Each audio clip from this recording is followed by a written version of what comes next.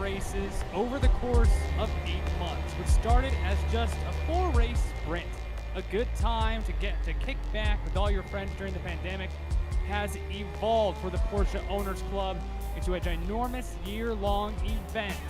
They have visited some of the most historic and exciting road courses in North America, and it comes to a conclusion tonight at the most well-known track internationally in the Americas. That being Circuit of the Americas, in fact. In virtual Austin, Texas, it is the season finale of the Porsche Owners Club Sim Racing League live on the Global Sim Racing Channel. I'm Devin Henry. Alongside me in the virtual booth is Joe Peak, and behind the scenes is our director Sean Ambrose, using cameras provided by Dougie Beard. Well, before their drivers light up the ignition on their virtual Porsches one last time in 2020, let's take a closer look at the Circuit of the Americas with our GSRC lap guide.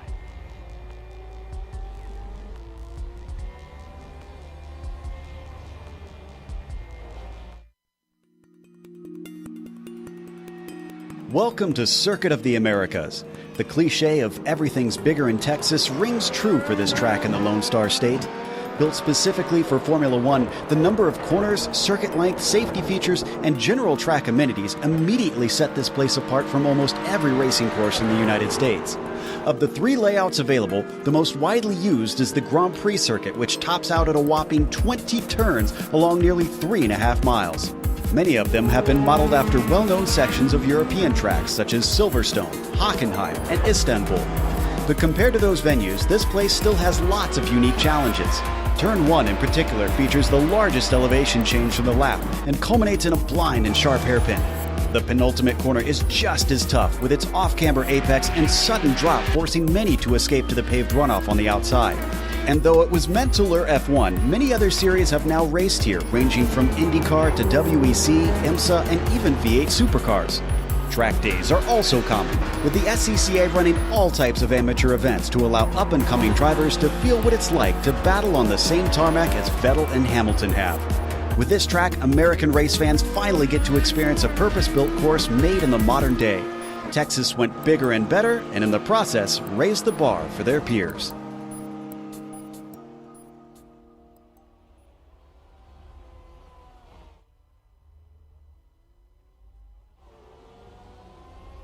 To you guys, also now inviting NASCAR, and I'll tell you what, I have not enjoyed many things more than watching the real-life Mazda MX-5 series try to go into turn 1 like 7 wide at this track. But Joe, we just heard you go through the course here, but for you personally, what's your favorite part of this course? Almost 3.5 miles, and I mean, it is just full of fun at every corner, unless sometimes you're a driver. Yeah, well, there's certainly a few parts that I'm not a fan of, but honestly, I think the portion that I like the most is the entry into the S's, because you can really push the car and you can see it kind of tightens up as it goes. But that said, the different parts of this track are really going to affect how the different drivers feel at the end of the race. If they find themselves pushing a little too hard in the high-speed turns because the car is understeering, they're going to burn off the fronts, and that's going to make it very tough to try and get the car to turn in later on. If they find themselves goosing it a little too hard out of those low-speed corners, the numerous hairpins that you have around here, then they're going to find themselves struggling getting the power down and keep the car from looping on them because they're going to burn off the rears. So it's all about tire management out there today, because you can see with 20 turns, there is a lot of them to deal with of all different varieties. This is an incredibly technical track, so it's going to bring out the best of the best. The good news is that, well, because it is an F1 track, there's a lot of paved runoff, so there's not much that they're likely to hit other than other drivers. And since we've got 2 classes, Devin, that is a fact that could be likely. Yeah, the RSR is basically a GT3 class, and then the GT4s, they are magnetic, actually, in the iRacing world sometimes, and they come together quite often, but we will certainly enjoy all 20 turns of this track over the course of the next 90 minutes. Yes, typically this is a sprint race here in the Porsche Owners Club. But tonight, Joe, with the season finale, they're pulling out all the stops here with a 90-minute race in the final round of 2020. Exactly. So this is going to be the longest one that they'll run. And that means that strategy is an important part of this. Hopefully the drivers have done their research, gotten some practice in. This is where it really pays off to try and get a fuel run in. And you'll probably see the best drivers have done that and know exactly what they intend to do throughout the course of this race. Well, as these drivers start to close up their 30-minute timed qualifying session, a thank you to the sponsors who have helped this series out race this year, and they're looking forward to going next year as well. But these sponsors, particularly in 2020, have been a great help to the Porsche Owners Club and their Sim Racing League, and they include Sunset Mortgage. Don't put your money in the bank, be the bank. Check them out today at sunsetcash.net. Octavio Tequila. Celebrate now. For great tasting tequila, go to octaviotequila.com and purchase today. And Century Financial Consultants, making the rest of your life the best of your life. You can check out their website at centuryretired.com. And if you might be interested in advertising with GSRC, our channel's 1 million monthly global impressions are a fantastic way to get your branding seen by a diverse audience in the sim racing community. Follow the link in the description below on YouTube or visit globalsimracingchannel.com/advertising. Well, the championships are actually already decided, but nonetheless, it doesn't take away from the prestige of trying to win the longest race in club history, virtually at least. First of all, looking at the GT3 standings, they started with the GT3. Now they moved to RSR, but nonetheless, Teddy Framheim is your points leader, although he won't be here tonight. In fact, he's actually watching along right now, so Teddy has already claimed the championship and is taking a victory lap by watching here on GSRC. Connor Bloom, the inaugural champion of the 4-race sprint series that they had earlier in 2020, in second. Still some spots up for grabs. Matt Hollander, Michael Johnson tied for third. Gregory LaFougue, Michael Bolton in a hunt for fourth. So there's still plenty of bragging rights to be had here in 2020. Then, of course, there is the GT4 class as well. And, well, Jacob Abrams has just been an unstoppable force for much of the time. You can see it's still a little bit tight, though, back there between third, fourth, and fifth. Fulton, Bacciglione, and Ost are all still fighting for that final podium spot. Ost may be a little far out for that, but Bacciglione could find himself slipping behind Michael, of course, and falling to P5. BJ Fulton just basically has to play rear guard for today's race and see if he can hold them off to retain that third spot in the points. So should be a good one, at least for not the top positions in both classes, Devin, but you have to remember, like you said, pride is everything for racers. And specifically when it comes to the Porsche Owners Club, this is a real-life Porsche Owners Club. They actually race time trials and wheel-to-wheel racing, mostly across California. And we visited a few tracks like Laguna Seca, Auto Club Speedway, among others across California that many drivers in this series race in with their own personal Porsches. And then they get to come into the sim racing world, and everyone has the same GT4, the same RSR with an open setup. So then you can try to put your knowledge down onto the car, tune up your car, and go out and race at these historic and just incredible tracks across North America. And you get to say, hey man, you might beat me wheel to wheel at, say, Sonoma, but we come out here to the virtual world, and I might go hand it to you at Coda. Well, and you know, in real racing, there's the joke of how fast are you going to go equals how much do you want to spend. That doesn't work in the sim world. I mean, to an extent, you can put some money into your sim rig, and there's certain pedals that do pretty good. But I've heard of world championship level drivers racing with $70 wheels on a desk and a wheeled desk chair. So you really don't need to have the best equipment to win. What sim racing does is it basically kind of equalizes everything and democratizes the sport so that it's who has the best talent, who has the most dedication. And we've seen that here, that the cream of the crop continues to rise to the top and manage to win a lot of races. It's very difficult to beat them because you've got to put everything in it and do your study and put the time in. And Teddy Framheim has seemed to be just the class of the field, and after every race that we talk to him, he essentially just attributes every single win to spending time in the sim, spending time on his setup. Not everyone has all the time in the world. I'm not saying that he did, but he certainly had the knowledge to put all of that to great use and just put absolute clinics on. Not here today, so you have guys out in this field. Michael Bolton right now running in fifth. He is a classic driver when it comes to 4 Drink Fridays. And of course, Connor Bloom, 2 wins this season, including the season opener back at Daytona 8 months ago now. Of course, Michael Johnson, the Octavia Tequila car, still looking. He's been running on the podium and running extremely well the past few weeks, Joe. As we watch Walsh come across to put another time down there. It takes a while to get around this track, so they don't have very many laps left, even though it's 3 minutes on the clock. You know, I was watching Johnson and Hollander in the GTEs, the RSRs. Johnson and Matt were very close on times for a while, but Michael has just jumped up to 4th and put Bolton between them, so that's not good news for Matt. Remember, they're tied in 3rd position in that RSR class, so it's essentially whoever finishes ahead of the other today. And there are certainly real-life bragging rights at stake. I mean, we're not joking about that. Some of these drivers see each other on a regular basis at the racetrack in the physical world, and so coming home and beating someone in the points position in the race today, they can take to their first race in 2021 in the real world, which I believe is about mid-January. Go talk some smack, right? Go talk some trash. So, you know, this is a big race, and like you mentioned, such a big track. The RSRs are running 2-minute 1-second laps right now. The GT4 is running at about 2:18. With how big this track is, a regular 30-minute race, I think that the RSRs and the GT4s wouldn't mix all that much. But when it's a 90-minute race, we might have a little bit of hectic moments still, because these RSRs and these GT4s are going to mix.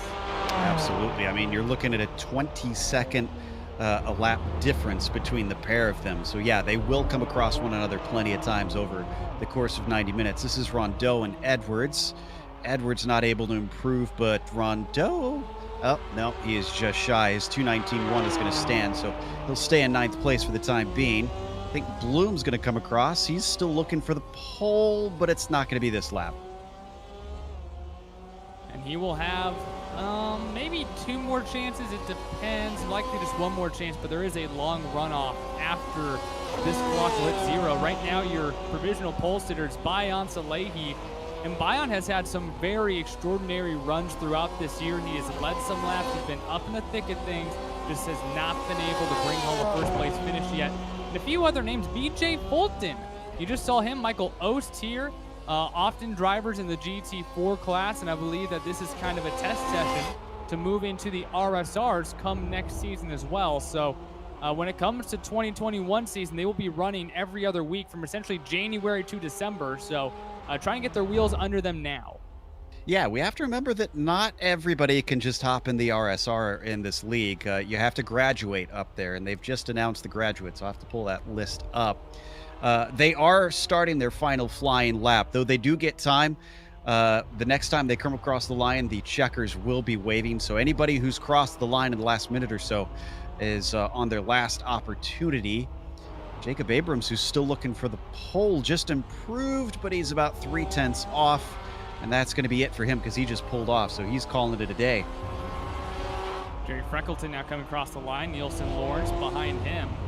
And you mentioned that you have to graduate into what is the Pro-Am class, and that is open to all POC members with an iRating above 1,500 or a number of pro race car drivers that are in this POC club.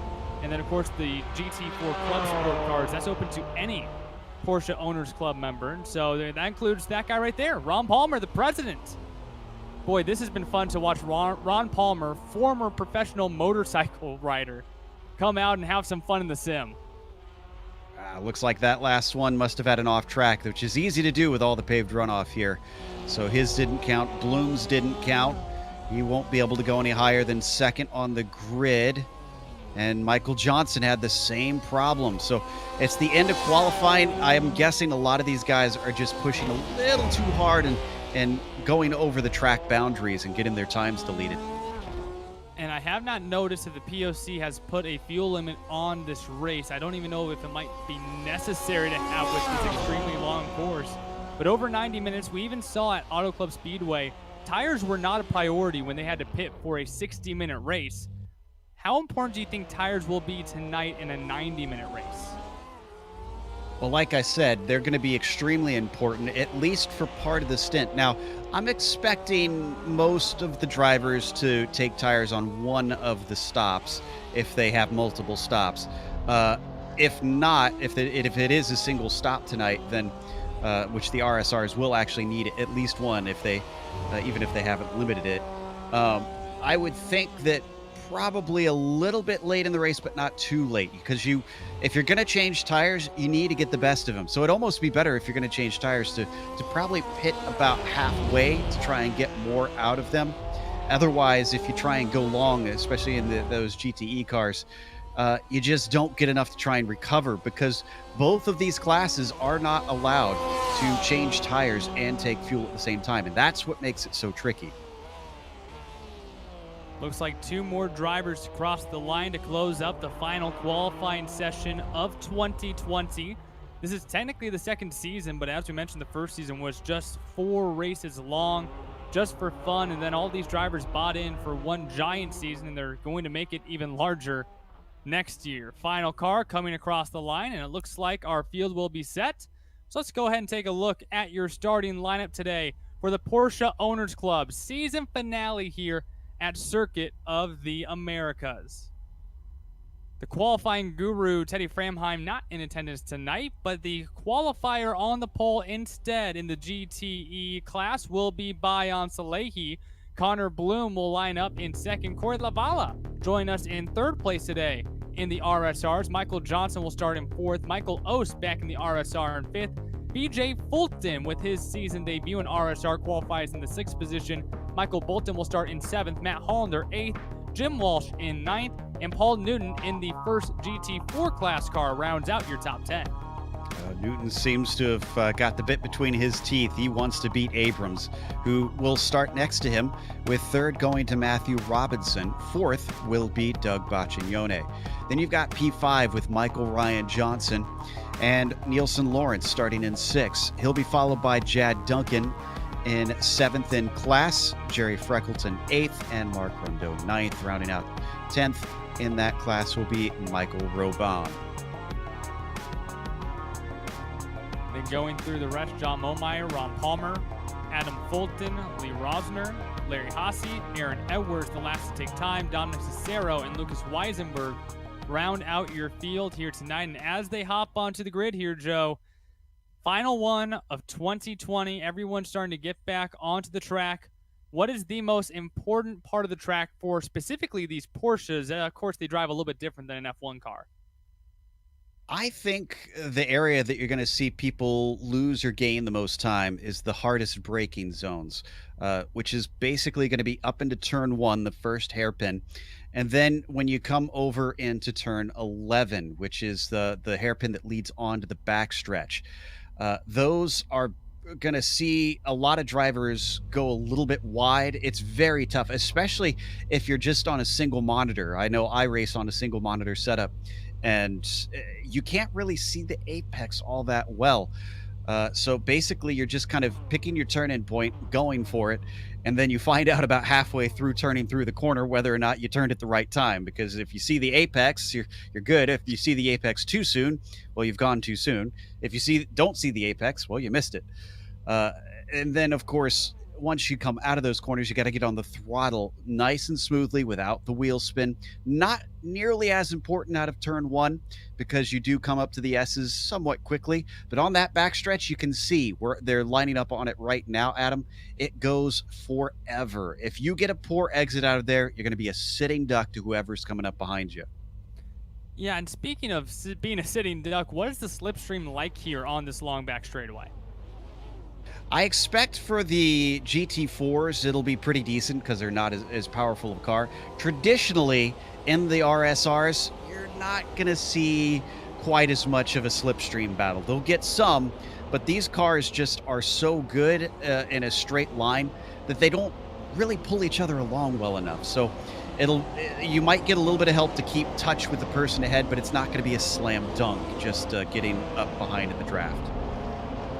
Everyone on taking a look at half of this 3.5 mile track, 5.5 kilometers. Boy, that would not be a fun run here across Circuit of the Americas with all the different elevation change, all the tricky corners. But what is the key tonight, Joe, to find your Porsche in victory lane to close out the 2020 season? Just like I said before, tire management, tire management, tire management. Keep them underneath you, keep them in good shape, and they'll treat you well come the end. Oh, and you will need your tires to treat you well at the end of this, especially if you're only taking one pit stop over the course of the longest Porsche Owners Club race in the history of the virtual series, that is. A couple final corners. It has been a pleasure to carry this series on GSRC for every single one of their in-season races. Tonight we close out the 2020 season. Bayan Salehi, the pole sitter for the GTEs. Alongside him, Connor Bloom, a two-time winner here in 2020, looking to make it number 3. The Pace Porsche is off, and for the final time here in 2020, the Porsche Owners Club Sim Racing League, well, they're green here at Circuit of the Americas.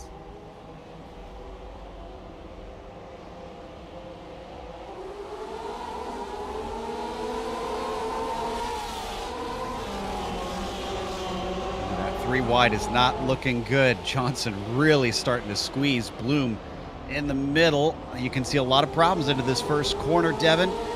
But the RSRs did quite well, and it looks like I think we had very little contact and only front to back in the GT4s. That was very well behaved. So far, everyone gets through turn 1. You can't say the same throughout the entire season thus far, but nonetheless, Bayan Salehi is the driver to get out front through that turn 1 exit, kind of pushed up the track, but was able to hold off Connor Bloom and Michael Johnson. And also in GT4, battle for the lead, Paul Newton, who was the pole sitter, trying to hold back. Jacob Abrams can't do it, and Abrams gets to the point. Yeah, Newton had a little bit of a slip up in the S's, and that cost him not only first, but second. Look at them bottle up behind him. Baccignone is going to get through, and he finally stops it at Michael R. Johnson. Behind them, you can see a little bit of a battle between Freckleton and Lawrence. Oh, but they're going to come together.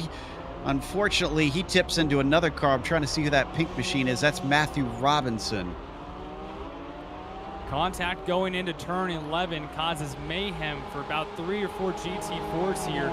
Going back up towards the front of this GT4 pack is a 4-car breakaway, but that battle for third, Michael Ryan Johnson trying to get to the inside on the left side of Paul Newton here for third. And we had a swap for the lead in the RSRs. Bloom managed to get by Salehi. So both leads are going to change on the first lap, which is interesting. Not something I expected here. Michael Johnson nearly going pretty far off course, still holding on to the third position in the Octavio Tequila RSR. Bloom, we talked about him throughout the year, constantly in that pink pig livery. Definitely a name fighting for the lead, fighting for wins. Now Bayan Salehi in that green and chrome. Number 15, about to come under attack here from Michael Johnson as they complete the first lap of this 90-minute race. Johnson made such good use of the start. He was right in there, but now he seems to have fallen off slightly, and you can see how many different lines these cars can take into turn 1. Just about everybody doing something different into there. That's what happens when you've got that wide entry and a very, very sharp corner. You kind of can take your pick, but not all of them are a good one, I will say. And these lines throughout the race are going to change, not just when it comes down to tire wear, but since this is an open setup, certain cars are meant to run certain ways, and so you will see a number of different cars start running different lines, especially the later we get into this race, although sometimes that different line isn't always taken intentionally on old tires. Exactly, and that's why I kept saying you got to watch out for your tires because no matter what setup you have, you can abuse them. So honestly, a well-balanced car back to front is your best bet in that setup. You don't want it to be oversteery or understeery because you want them to slide off and wear out evenly between each other.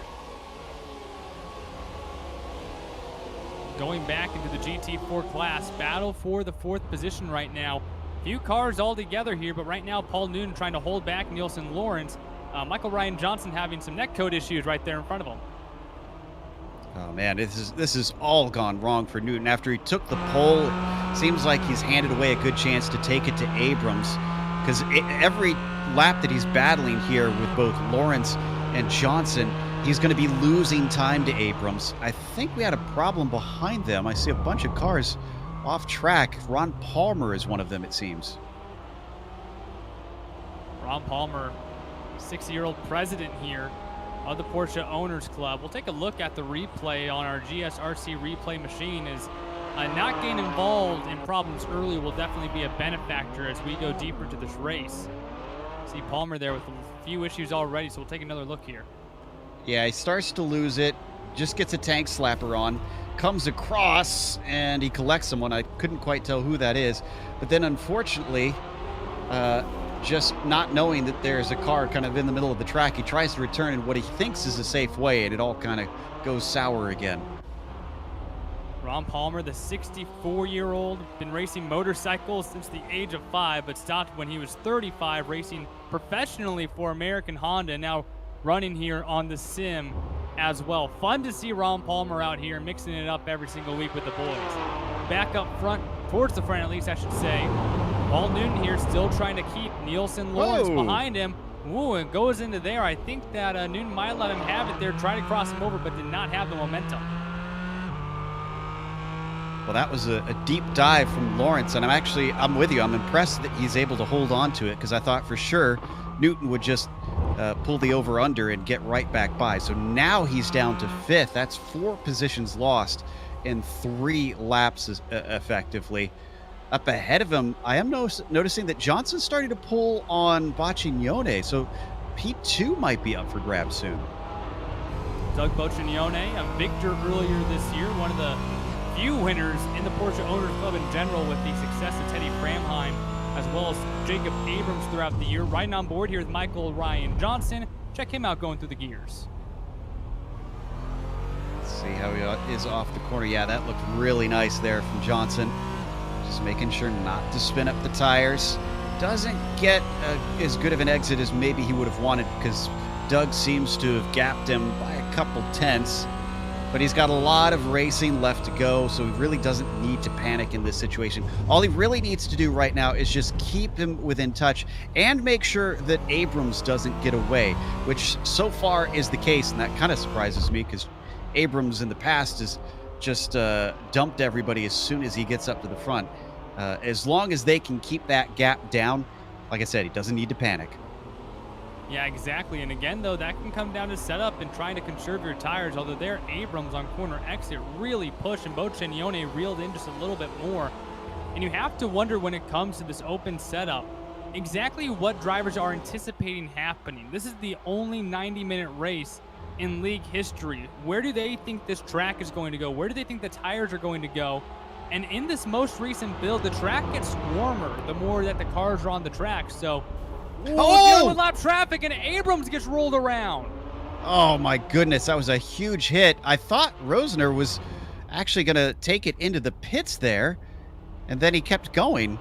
Unfortunately, his car was at the apex right when our leader wanted to put it there. Well, we'll take a look back, and they just connect right on the apex, and I don't think Abrams was expecting the lap car there to keep going at that speed, and was hoping that he'd move off the track, and that is absolutely devastating for Jacob Abrams, who has a substantial amount of damage and just can't, the suspension on there just looks to be absolutely demolished. Yeah, I'll be surprised if he can keep that pointed forward. Ooh, and wow, actually the lead is up for grabs here in the GT4s. This is Johnson ahead of Lawrence. Things have gotten all shuffled around by that accident. Yeah, everyone having to take some evasive actions as well here. So Michael Ryan Johnson into the lead. Nielsen Lawrence trying to hang on to that rear bumper of that Club Sport GT4. And Paul Newton just a smidge behind, but Boccignone unfortunately losing a few positions through that. The good news for guys like Abrams is they have some free repairs. For those not familiar with iRacing, they can essentially duck into the pits if they get too much damage and take a completely new car. It essentially has the same fuel, the same tires that you had before, but you've just put those on a fresh vehicle. You can get back out there. Making up the time is a whole nother thing. So we had some action here in the GTEs, some swapping of places as Hollander's up into 4th. That's just past Fulton and Ost. Matt Hollander started towards the back of the GTEs and now making his way forward. Now into the 4th position, trying to hunt down Michael Johnson. Just got around BJ Fulton for that 4th position, the series organizer here in the POC for the Sim Racing League. Now catching up to some of that GT4 traffic. Wow, great job there getting by the lap traffic. Jad Duncan just trying to stay out of the way. And Ost and Fulton's going to have a good shot here if they can get the exit. Like I said, it's not going to give you a slingshot, but it'll definitely pull you along. And they are very close. I think the best opportunity is going to go to Michael Ost, honestly, as he's only about 3/10 back, and they're already up to 160 miles an hour. Ost right up on the rear bumper. BJ Fulton, the breaking point. Ost out braking all of them, but he's going to miss the corner a smidge, trying to cut back under. Doesn't lose a ton of time now, looking to make the move here. Gets another shot at it, but there's a lapped car in the way. The GT4 car acting as a pick. And great job by BJ Fulton in that situation to see that coming and just pick the right side of the road. So Ost in that white and black car with the beautiful blue rims, still stuck in the 6th position. BJ Fulton in the green and black in 5th. Hollander trying to run away from this pack, and with all that going on, Corey Lavala in the 7th position, catching up to Michael Ost, trying to get into 6th. As we're watching this, I'm keeping half an eye on the battle for the lead in the GT4s because Lawrence is still very close behind Michael R. Johnson. And though they do have a little bit of company in the form of Newton, he's not applying the same pressure that Lawrence is to Michael. And this could be a change of positions right here, Devin. The top 4s ran away from the rest of the pack. Nielsen Lawrence here trying to get the draft on Michael Ryan Johnson. Going down this long back straightaway, hasn't poked out yet. We saw the RSRs to try to make a move here, and it did not end up working out well for the guy in the back. Heading into this hairpin, Nielsen Lawrence trying to get a little bit lower in the corner, can't quite make up enough time. Johnson very protective here on the inside lane. Lawrence crossing over, getting to the quarter panel, but can't quite pull up beside Michael Ryan Johnson. Ooh, he does get underneath them. They almost make contact. Wow. I am impressed that he managed to get the inside of that final hairpin because he was basically on the wrong side for multiple corners there. And all that fighting has allowed Newton and Baccignone to gather them up. This is really bad news for Lawrence. He doesn't want to fiddle around trying to make this pass for too long. He's got to be decisive or else he'll be open to attack from behind. Coming back down the front straightaway, the top 4 in GT4 have extended themselves out about 10 seconds behind, or in front of, 5th place now. Ryan Johnson still able, Michael Ryan Johnson, still able to hold back the rest of these GT4s right now, heading back into turn 1. Oh, deep on the brakes again. Oh, and he's going to get him. Turns him around. The other two can barely avoid, I think, some contact with Newton. Lawrence is very brave on the brakes, but maybe a little too brave that time. Well, we'll take a look back here. Turn 1, obviously tricky, a huge elevation change. Lawrence in that black car on the inside. And boy, that's just some tight racing there. Not sure if Johnson thought that he was going to have enough momentum to cut him off there, but that's 2 cars just fighting for the same real estate. Now Johnson trying to move into 3rd as Boccignone having some extracurriculars. Oh, yeah, he unfortunately had to cut the course through the S's. When you do that in iRacing, it automatically will give you a slowdown penalty. Basically, you have to give the time back so that you don't gain an unfair advantage. But it almost looks like maybe he got a little bit of damage. Is he able to pick up pace yet? Yeah, okay, it looks like he's up to speed now. I thought for a second that maybe he was damaged or something. So now Boccignone falling out of that top 4 battle. He's now 2 seconds behind Michael Ryan Johnson. But still, Nielsen Lawrence, your leader now in GT4. A multitude of chaos for your leaders thus far here through the first, well, this is basically a normal race so far. We're not even halfway through what a normal race is. Yeah, only 15 minutes into this thing. Speaking of our leaders, an update for fans of guys like Jacob Abrams. He is back out on track, but he is now a lap down from the leader. I wouldn't put it past him to be able to try and claw that back, but it's going to be a very tall ask. He would need a lot of help. He unfortunately had to take a tow from about turn 1. And I don't even want to know what the tow time is to get back to your pit stall on a track where you're running 2-minute, 20-second lap times in a GT4. Looking up ahead to GTE right now, Connor Bloom now starting to mix it up with some of the GT4 traffic, and don't lose sight of that green and grown number 15 by Salehi, not too far behind. Absolutely. And it comes down in these situations kind of to who manages the traffic best. Yes, raw pace can help you, but because they're so different in pace from those GT4s, you have to really be good with anticipating what the other drivers are doing, where they're going to place them, and how to overtake them without costing both of you that much time.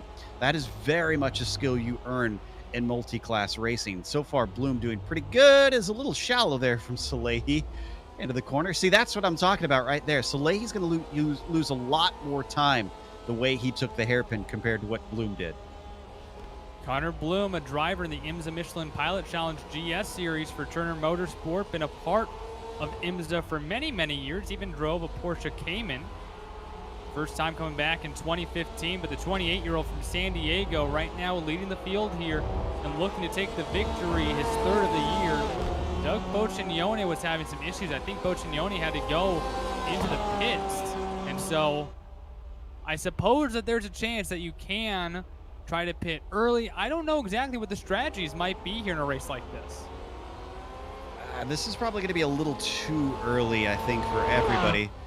But I want to say that Boccignone did, in fact, have damage because I'm looking at his pit time, and it's too short for anything but a free repair. Now, we've lost our leader. Lawrence has disappeared. And this is one of the issues with sim racing is sometimes internet connections, but according to iRacing, he has not disconnected from the server. He hasn't had his internet go out on the server, so he's still somewhere on track, but no one can see him and he can't see anyone else. And so that can be a little shaky as a driver, but for now, Paul Newton, in a way, inherits the lead as the GTE leaders now move by him. Yeah, but you spend too long in the ether and your chances start to slip away. And there it is right there. We got the message over iRacing that his connection failed. So Nielsen Lawrence is officially going to have to come back in and climb back forward. The lead seems to be a little bit cursed today. It sure seems like it. We're not even 20 minutes through, but I think the safest spot on track is the GT4 second position on track. We've had an absolutely absurd incident there with Jacob Abrams being flipped over from the lead and now a lap down. Michael Ryan Johnson had some contact earlier with Lawrence. That put him back to fourth. He's in second now. And then, of course, Lawrence losing his internet connection. So we have lost 3 leaders, essentially, over the course of 17 minutes. This is pretty wild, to be honest. Usually you wouldn't see this much of swapping around on a road course race. So we are taking a look at Hollander now, who's up to 4th. And that's in the RSR. But I think we got a battle brewing between Robin and Robinson. This is for 3rd. Yeah, with all of the chaos for the leaders, this has turned into a podium fight here between Michael Robin, Matthew Robinson on board here with Matthew Robinson in the 27 Cayman. Just trying to find spots in those hairpins. Sometimes hitting that apex right can help you out on corner exit, gain that speed. But as you can see, these two drivers completely different lines, and right now it's looking good for Robinson, trying to push the issue here into this corner, almost banging the door of Michael Robin. Robin just, he was too defensive through the S's. It's so hard to pass through there, and he was way offline, and unfortunately that hurt him as he was a lot cleaner coming off of turn 11, though. Robinson taking a few liberties. They can go wide there quite a bit. They have 85 incident points before they get a drive-through. And then they'll get a drive-through every 20 incidents after that. You'll get 1 for every off-track that you do. That is pretty lenient around here, but it is possible. I wouldn't be surprised if we saw some drivers elicit some of those penalties. So Michael Robin falling back to 4th. He started 20th overall. He's actually up 6 positions here in the first 10 laps of this race, but has lost some time now trying to fight back with Matthew Robinson, but just cannot quite get to the rear bumper of that Cayman. Looking through, and it looks like a little bit of a battle is between 10th and 11th in these GT4s. This is Rondeau and Freckleton. So this is for a top 10 here. And you can see them coming onto the backstretch. Now that's Rondeau in the Hot Wheels machine.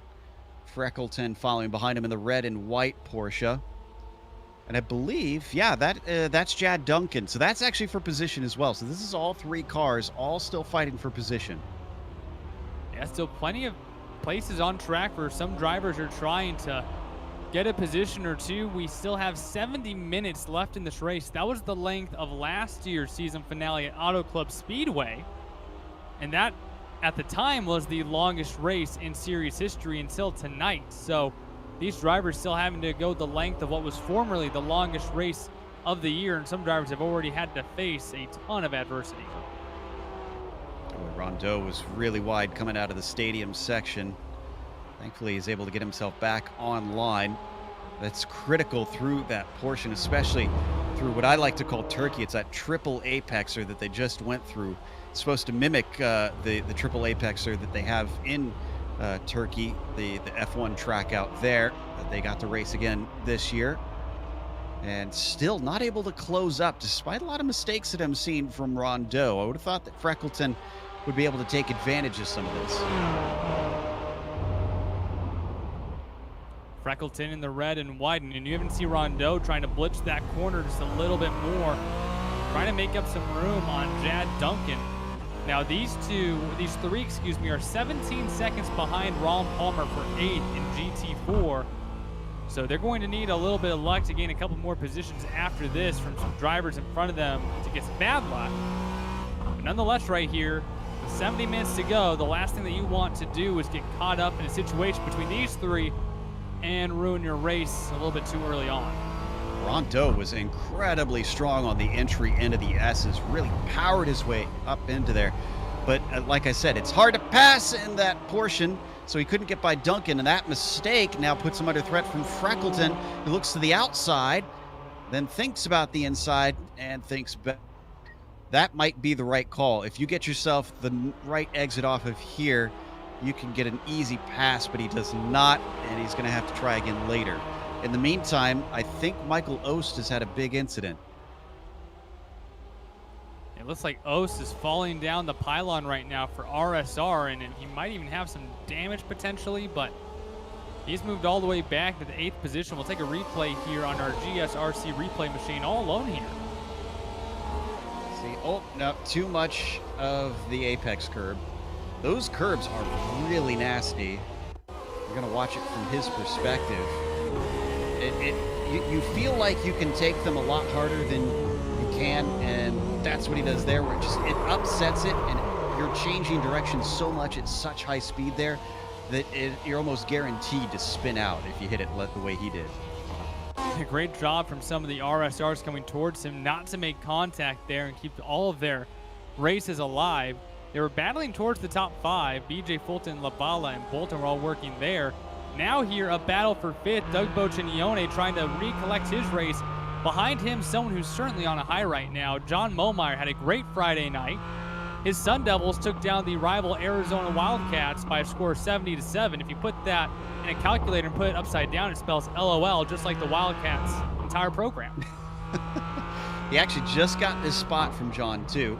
Passed him into turn 1. And now John's going to try and see if he can take that right back. Oh, and did Newton just lose the lead? I think he did. It looks like it. Michael Ryan Johnson, your new leader, Paul Newton, had a little bit of time on him, so something might have happened there for Newton. And for the second time tonight, Michael Ryan Johnson is in the lead, and we'll hope that just goes a little bit smoother for him than last time he was the lead car. We'll take a look back here. So this is into... this is still down the... still after the overtake. This happened after turn 1, around turn 2. It's actually very strange because Newton actually just slowed up and he didn't have a penalty. He just let him by. I think maybe he saw Ryan Johnson coming and kind of decided, whoa, as he just took liberties with the track exit of the final turn. There's the overtake. I wonder if he just kind of figured, well, it's a long race. If I try and fight him for, over 60 minutes here, we're going to lose time and it's not going to be worth it. Might as well just focus on my race. So new leader in GT4. Meanwhile, a battle for 5th right now in RSR. BJ Fulton and Corey Lavala going at it for the 5th position. About a half second separating them on track right now. Lavala behind Fulton here, trying to get a little bit of a slipstream, but can't quite get enough momentum into this corner. Fulton got a little bit shaky, and Lavala trying to strike. This can be such a frustrating track. You could see Fulton missing the apex at the hairpin there, which is so easy to do. And that one is a little bit cleaner. That's going to keep Lavala behind him. The thing is, the danger is if you miss those apex, if you come in a little bit hot, your instinct is, well, crank more wheel in it. That's the last thing you want to do in these Porsches because they just don't like to be able to grip on the front. All the weight is in the rear. So it's just going to burn off the fronts, like I said, and that's going to hurt you really badly on the fast corners, such as through the S's. Now they're coming up on a battle for 9th overall in GT4. Jerry Freckleton and Jad Duncan trying to go at it for 9th place in class. And that's something that these RSRs have had to navigate all year long. When you're coming up on a lap car, it's not like NASCAR where maybe it's a guy a couple laps down, he's 2 seconds behind the guy in front of him.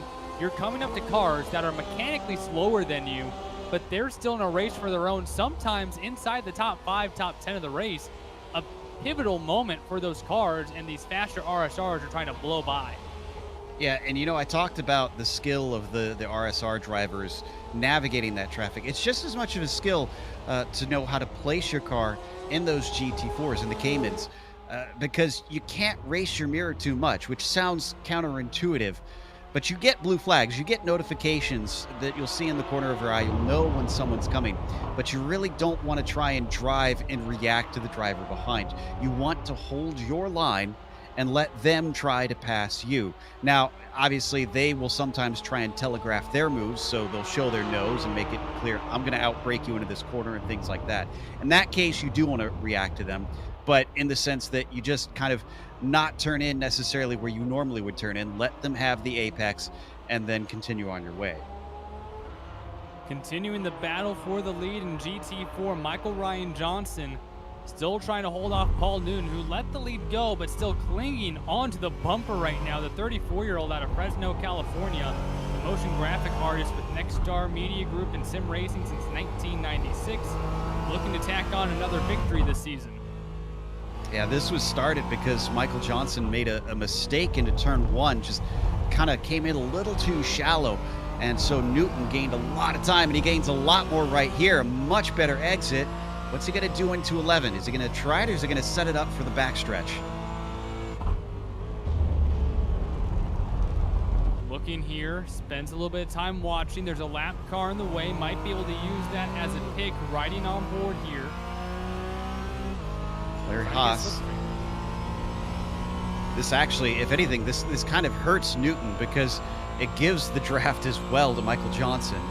And you can see he's pulled away a little bit. Now Newton's going to get some of that back, but they're already at the end of the back stretch. So what could have been a good chance to try and pull up behind him just kind of went away. It petered out, unfortunately. And a tough spot to catch a lapper going into one of those 90-degree turns, having to be lower than the guy in front of you. When we look back here at the GT4 lead, Michael Ryan Johnson's lead now up to a second over Paul Newton. That's a lap car behind those two.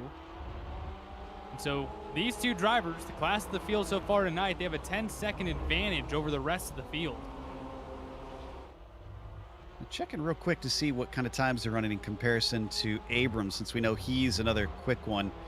See, a 2:19 last time through is actually Paul Newton's quickest lap, and a 2:21 for Jacob Abrams. So I don't know, maybe Jacob Abrams did not take his spare car or something. Strange to see him this much slower than our leaders. A 2:21 for Michael Johnson and Newton this time, so that is more comparable. And at the very least, the championship has been decided. Abrams has been so dominant this year, winning 9 of the first 15 races this season. He has clinched up the championship, just trying to get the best that he can here. And these guys put in a ton of practice time. Just like in real life, they have racers clinics where they kind of bring everyone onto the track and they kind of show the lines. They'll follow each other. They have a boatload of practice races throughout the week. And so even with an early crash, you don't want to have all that time spent that week preparing for a race and then just exiting early and just, you know what? Jacob Abrams saying, I've won the championship. I'm not like Teddy Framheim. I've actually made it out to the track today. I'm just kidding, Teddy. But he wants to come out here, start the race. You know, it didn't go well for him, but he still wants to go out there and finish the race. Absolutely. And I love to see that in drivers, that they'll keep going. Speaking of keeping going, Fulton and Latvala have not been able to get away from one another, although they might separate a little here. No, wow, great job by Baccignoni to get out of their way. I thought for sure they would catch him at an absolute horrible time. Latvala right now running in the 6th position overall. He's in the black and yellow RSR, trying to catch up to Corey Latvala, BJ Fulton. Just about a second in front of him. BJ Fulton typically running in the GT4 class, but looks like he will be making the promotion to RSR next year, so getting his feet wet here with the RSRs here at one of the most difficult tracks on the schedule. Yeah, and I think that's a fair assessment. Detroit may have been a little bit more difficult, but in a completely different way. This is a track where you can't hide your deficiencies. If you're not good at technical driving, at really maximizing everything of your braking, your turn-in, your line, then it's going to show, and you're going to be down the order on the timing sheets. And I think right now, for what we're seeing, Connor Bloom certainly seems to have mastered it above anybody else, because our overall leader is currently 6.7 seconds ahead. Bloom leading, Bayan Salehi in second, Michael W. Johnson, I should emphasize there, running 3rd overall in class.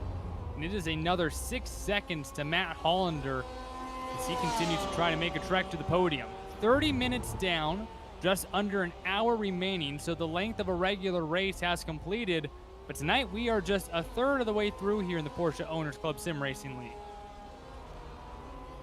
And for the drivers here who didn't take part in the 90-minute from last season, this is going to be a new experience.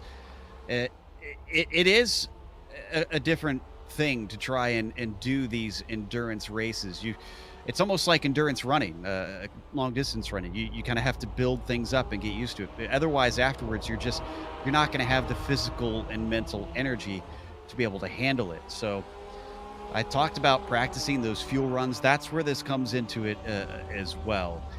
You want to do as much of the full race distance as you can and just get yourself used to the taxing nature of doing this, which sounds silly because I know they're at a computer, but it really does wear you out. Absolutely. And now your overall leader going around, the GT4 leader, and just 30 minutes into the race, and this has happened a couple of times, and so we will certainly see these two circumvent a couple of times throughout this race. Credit to Newton. After what looked like a really atrocious start, he's regrouped and he's putting a lot of pressure on Michael Ryan Johnson. I think this is probably what he needs to do right now, because it doesn't seem like he's got an easy way past, but he is close on pace. So if he can just elicit enough of a mistake from Michael, he could try and slip on by without having to, fight wheel to wheel for too long and lose time. They are a distance away from Matthew Robinson behind them, but again, it's an endurance race. The name of the game is not lose time as much as you can.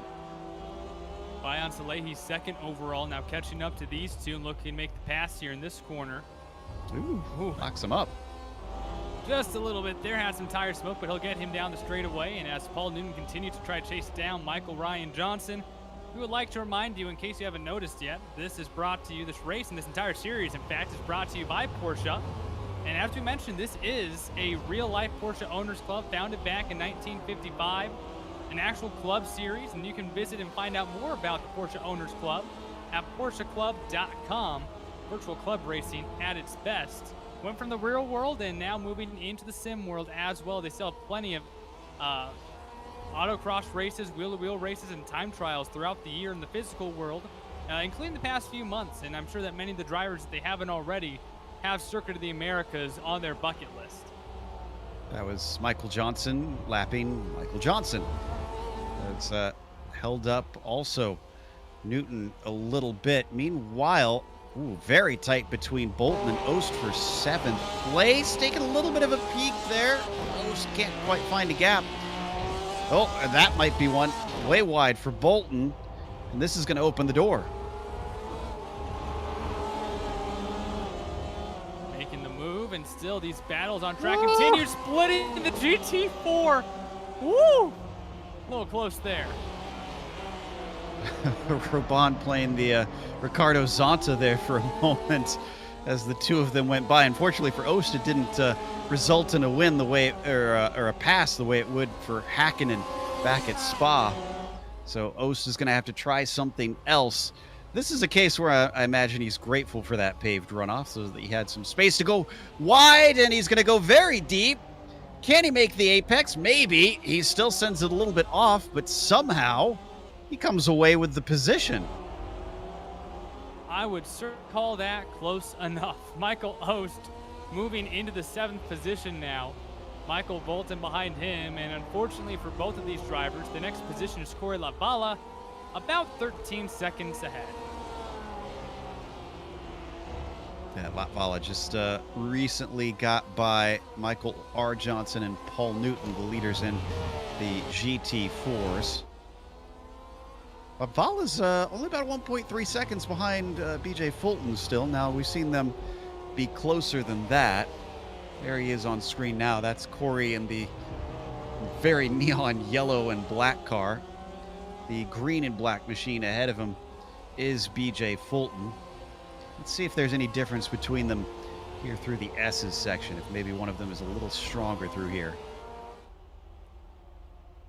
Taking a look from the blimp up top, and you might even notice here as the camera moves to the right, you will see a white RSR come into the picture eventually. And that is actually the 4th place car of Matt Holler.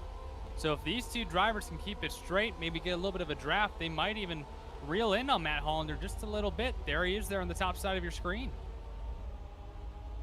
Yeah, I'm a bit surprised because the way that Matt started this race seemed like he had better pace than them. Not so currently. I'm pretty sure that gap has come down slightly from before. Both of them thankfully going to be able to get by Abrams, who's up to 12th in his class, still chipping away at what's probably going to feel like a bit of a long day. He's a little wide, I think. Thought we saw a puff of smoke from Hollander. He must have locked it up there into 12.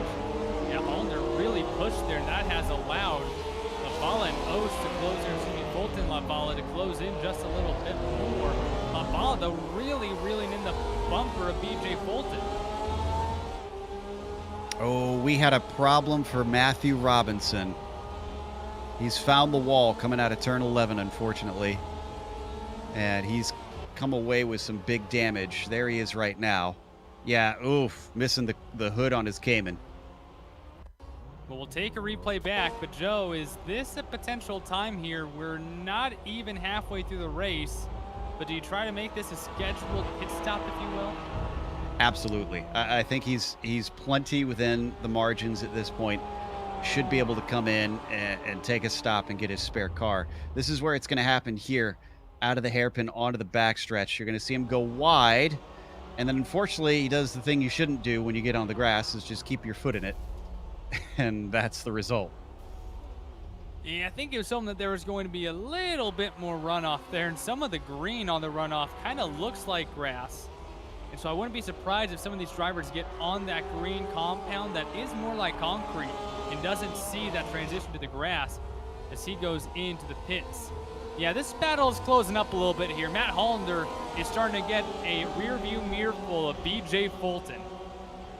Yeah, that last lap, they gained a ton on him. As they come out of turn 11, very important turn. And Hollander critically nails it. Seems about even between Lavala and Fulton. Look at them weave back and forth, trying to keep with the slipstream. Matt Hollander Hollander has been the series organizer here on the virtual side at the very least. The 27-year-old, a board member and competitor with the POC, been racing with the POC since '05, and has been impressive here in the Sim Racing League as well. But now, starting to get under attack as BJ Fulton and Corey Lavala are closing this gap even more. Fulton maybe a little too soon turning in there to the final hairpin of the stadium section. That cost him some time. And poor Lavala is kind of at the mercy of what Fulton's doing unless he can try and sneak by. So every time that BJ makes a mistake, Corey, unless he can really pounce on it, is just kind of stuck there as they go by. I think that was Ron Palmer. Yeah. Boy, aggressive move from Matt Hollander on that one. He did not want to be held up. 40 minutes down, 50 minutes remaining here in this 90-minute event here at Circuit of the Americas. The longest race of the series. Connor Bloom, a healthy lead in front of Bayan Salehi and Michael W. Johnson. This is the battle here for fourth. Matt Hollander in the white RSR, BJ Fulton in the black and green nose caught up. They've chipped off about 2 seconds in the past lap and a half, and more lap traffic continues to show their head. It's Jad Duncan just at the wrong place at the wrong time. Unfortunately, at least for Hollander, held him up. Fulton able to appreciate all the time that comes back his way, but he starts to slip back. So maybe it's a traffic thing here.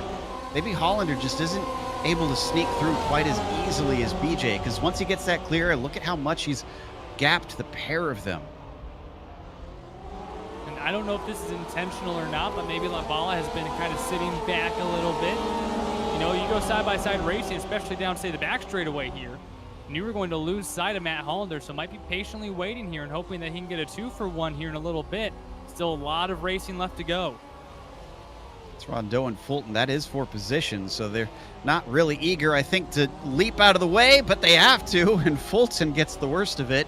Goes completely off track and returns. No change of position between any of the 3 GTEs or the 2 GT4s. Now into the stadium section. Yeah, that looked a lot nicer there from Fulton, trying to square off the exit instead of what he did last time where he came in shallow. Rear bumper of Matt Hollander's RSR in fourth, BJ Fulton behind him in fifth, Lavala in sixth. And a fun part about this 16 race season I've been watching, guys. A lap car almost come back onto track there in front of Hollander. Sorry, that caught Hollander out and he locked him up. I thought for sure he was just going to go way off and get overtaken by Fulton. It's not over yet, though. Fulton gets a fantastic run out of the final corner. More traffic now. That's Freckleton. He's just staying as far to the right as he can because he can see this one coming. He goes way out of the way of the pair of them. Still, BJ Fulton is just stuck behind Hollander. Lavala starting to lose touch a little bit in the yellow and black RSR, fading back just a little bit as these drivers bob and weave here. This is something that we found. You know, we mentioned that this was built for F1, and for F1 it makes for some great racing and there's chances to overtake, but for some reason when you take tin tops and sports cars here, it's so hard to pass. I don't know what it is that makes it so much more difficult. It must be something with the lack of downforce, but you get situations like this where poor BJ's just stuck. He looks like he's got better pace and he keeps seeing the door open, but he can't get his foot through. And a fun part about this series and learning a little bit more about these cars and this series going on is you have guys like BJ Fulton who just started sim racing back in May. But he has been racing with various clubs for about 15 years, and he gets a chance to come out and race with these guys in the virtual world. You get to see him right now fighting in the top 5, almost getting to some GT4s in a car that maybe he won't typically own. But right now, going after Matt Hollander, he's only been sim racing for just over half a year, but still trying to mix it up with the best of them. Oh man, Corey is just getting the worst end of the stick. He has lost so much time to those 2 that he was fighting with, and that's all from the traffic of the GT4s that he was trying to get through. It is now up to 2 seconds to BJ Fulton, which is great news for BJ because now he can just focus forward and doesn't need to worry about the car behind. And as this race continues on, we're coming down to the halfway point How are these cars handling at this point? And setup plays a huge role in this, because at the halfway point, you might have a car acting completely different than what you were anticipating, because now halfway through at 45 minutes, this is already the second longest race of the year. So if you didn't set your car up right, you have a very long 46 minutes coming up. Absolutely. Well, I will say, if the car's not behaving how you were expecting, either you got some damage, or it's different weather, or you just didn't do your homework. Because you better have tried to do a full stint out on that setup to know what it's going to do 45 minutes into this thing.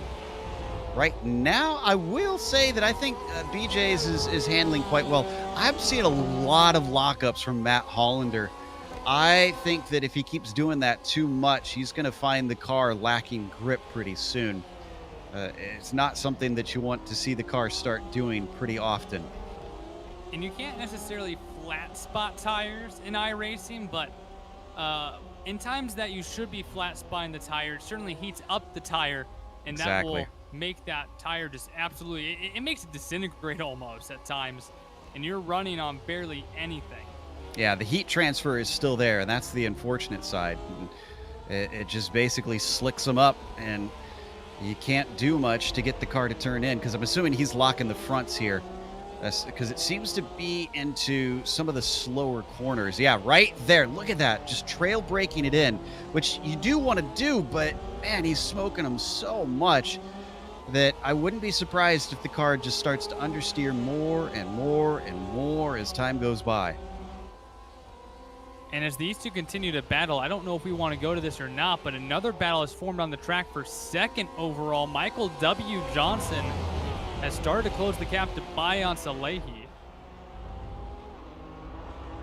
And speaking of just, hanging out for a while, Michael Ryan Johnson and Paul Newton are still within 3/4 of a second of one another. These two just will not separate. And they've got a GTE that's going to go by. This is Cicero. Now, if he's able to get by on the backstretch, that'll make life a lot easier for everybody all around. He'll get one. Is he going to get two, though? Johnson's really going to want him to get by sooner rather than later. And I think the racing gods are on his side. He is clear. Almost got a little tight. That could have got a little slim pick in there, but Ryan Johnson still leading in GT4. And back to the battle that we were just watching. Hollander still holding off BJ Fulton. Bala has fallen off 2 seconds behind Fulton now. Man, it's got to be frustrating for Corey seeing all that time go away and then not able to claw it back. More cars ahead of them, Baccignone and Lawrence, who are not fighting for position. Welcome back to Nielsen. Sad to see him 6 laps down, unfortunately, but he's another one that's just going to keep on at it. They're going to get both. Ooh, Doug's kind of in an awkward spot. This is going to compromise the line for both of them. Yeah, that did not work out well for BJ. And it looks like we have an RSR on pit road here, so 47 minutes through, the first RSR gets on pit road. It's Jim Walsh. It looks like a scheduled pit stop, so sometimes when one driver comes in, granted he wasn't in the top 5, but that might bring some other drivers in here seeing, okay, someone's on pit road getting some fresh rubber. Exactly, and he is indeed getting fresh rubber, so he's doing what I was talking about earlier, where if you break it into halfway, you might as well take tires, just because you have the time to try and make that up and get quicker laps. It's unfortunately our last GTE running currently. And we actually saw at Auto Club Speedway, the only other race over a half hour, Matt Hollander actually split the race exactly in half. He pulled in his pit box at exactly 30 minutes and split the race precisely in half. Hollander's still in 4, still holding off BJ Fulton. We now look at Bayan Salehi, who has been in second the majority of this race, but Michael Johnson closed the gap, and now kind of stalled out at about a second behind Bayan Salehi. And these are somewhat aero-sensitive cars, the RSRs. The GTE class, known for having a fair bit of downforce, and that might be causing some of this too that we're seeing, where drivers who are quicker get up behind somebody, and then they don't seem to have the pace anymore. So they might be experiencing the wake a little bit along with the traffic, making it difficult to try and get it done. Though, man, he dropped back a lot here for a moment. Johnson, and he's not going to get any favors, unfortunately, as Rosner eventually gets out of the way. Salehi in second, Johnson in third. And for Bayan Salehi, when the season started, they were running the GT3s. He certainly enjoyed that as a GT3 runner in the physical world Porsche Owners Club, racing at the real-life circuits across California, and then moving to the RSR this year. He's had some shining moments, but for the most part, he's just been running consistently. Occasionally he would have an incident or two, but still right now running just consistent lap time, sitting in the second position, but 9 seconds behind your leader, Connor Bloom. Yeah, that's what's interesting is before they had two cars that a lot of the guys probably had a good opportunity to get in and drive in the real world at some point. The GTE, not so much. Once you get to that, you're basically dealing with factory level cars and things like IMSA or the World Endurance Championship. And now, I mean, we do have some pro drivers in here, but not quite to that level. So that's a different experience. Kind of levels it out, I suppose you could say.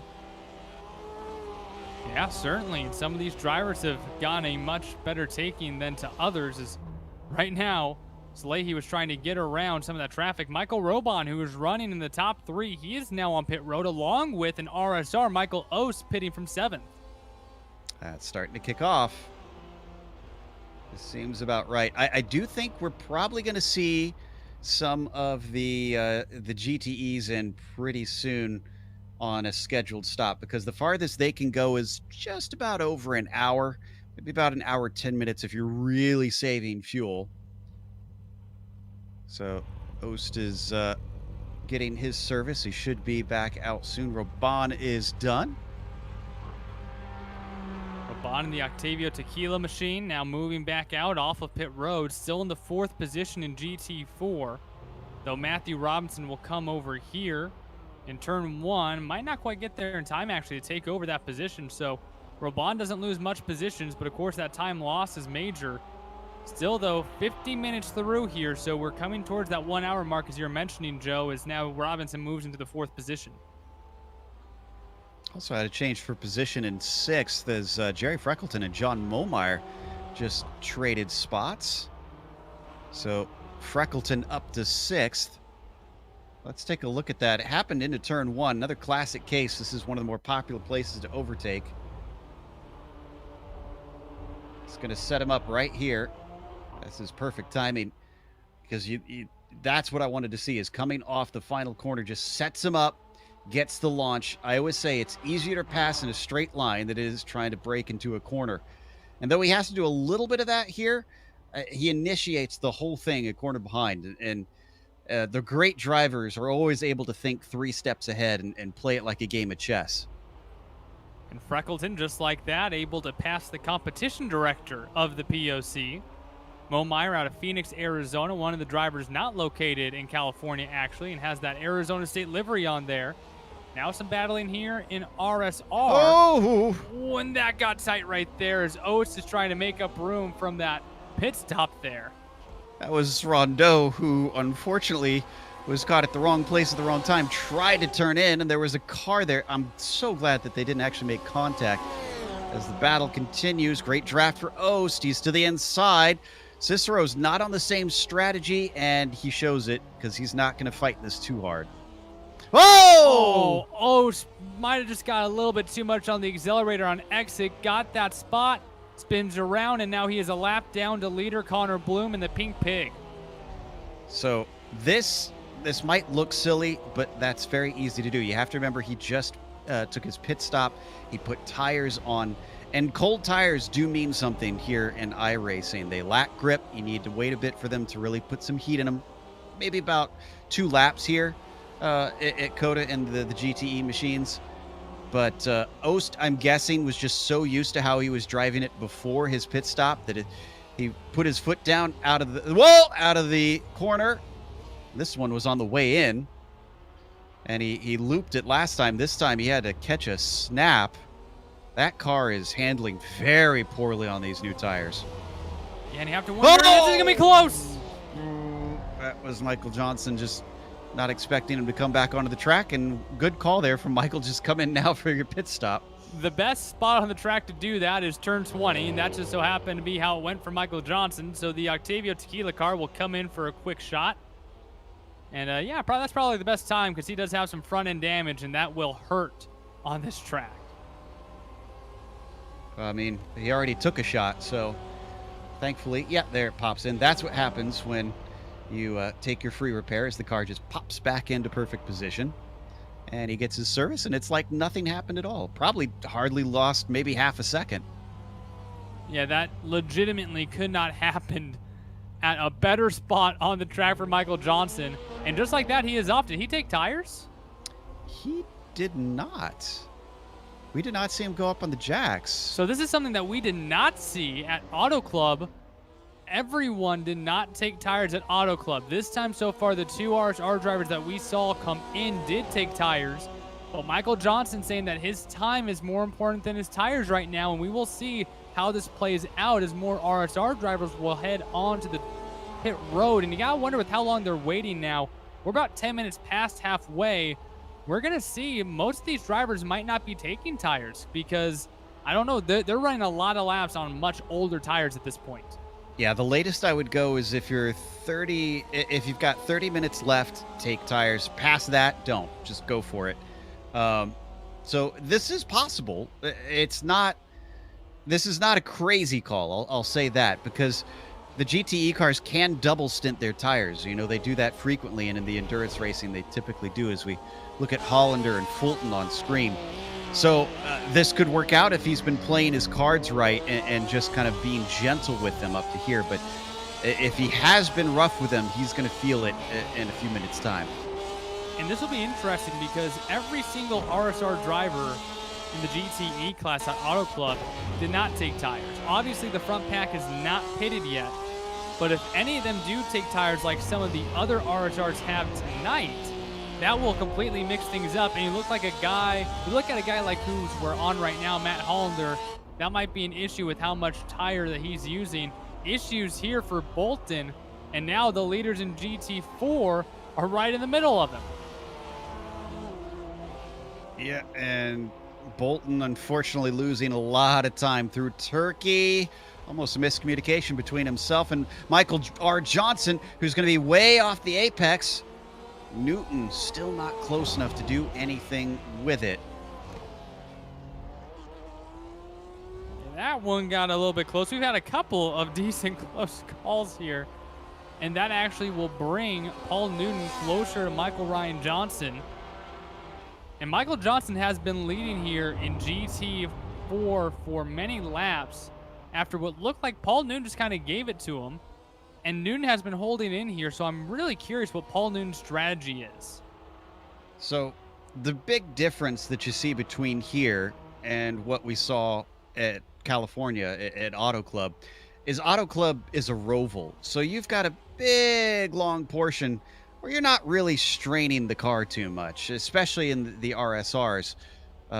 You can really let the tires relax for a bit as our leaders in GT4 weave through traffic. So that's probably why we didn't see anybody take tires, versus here, you've got a lot of high-speed corners, quick changes of directions.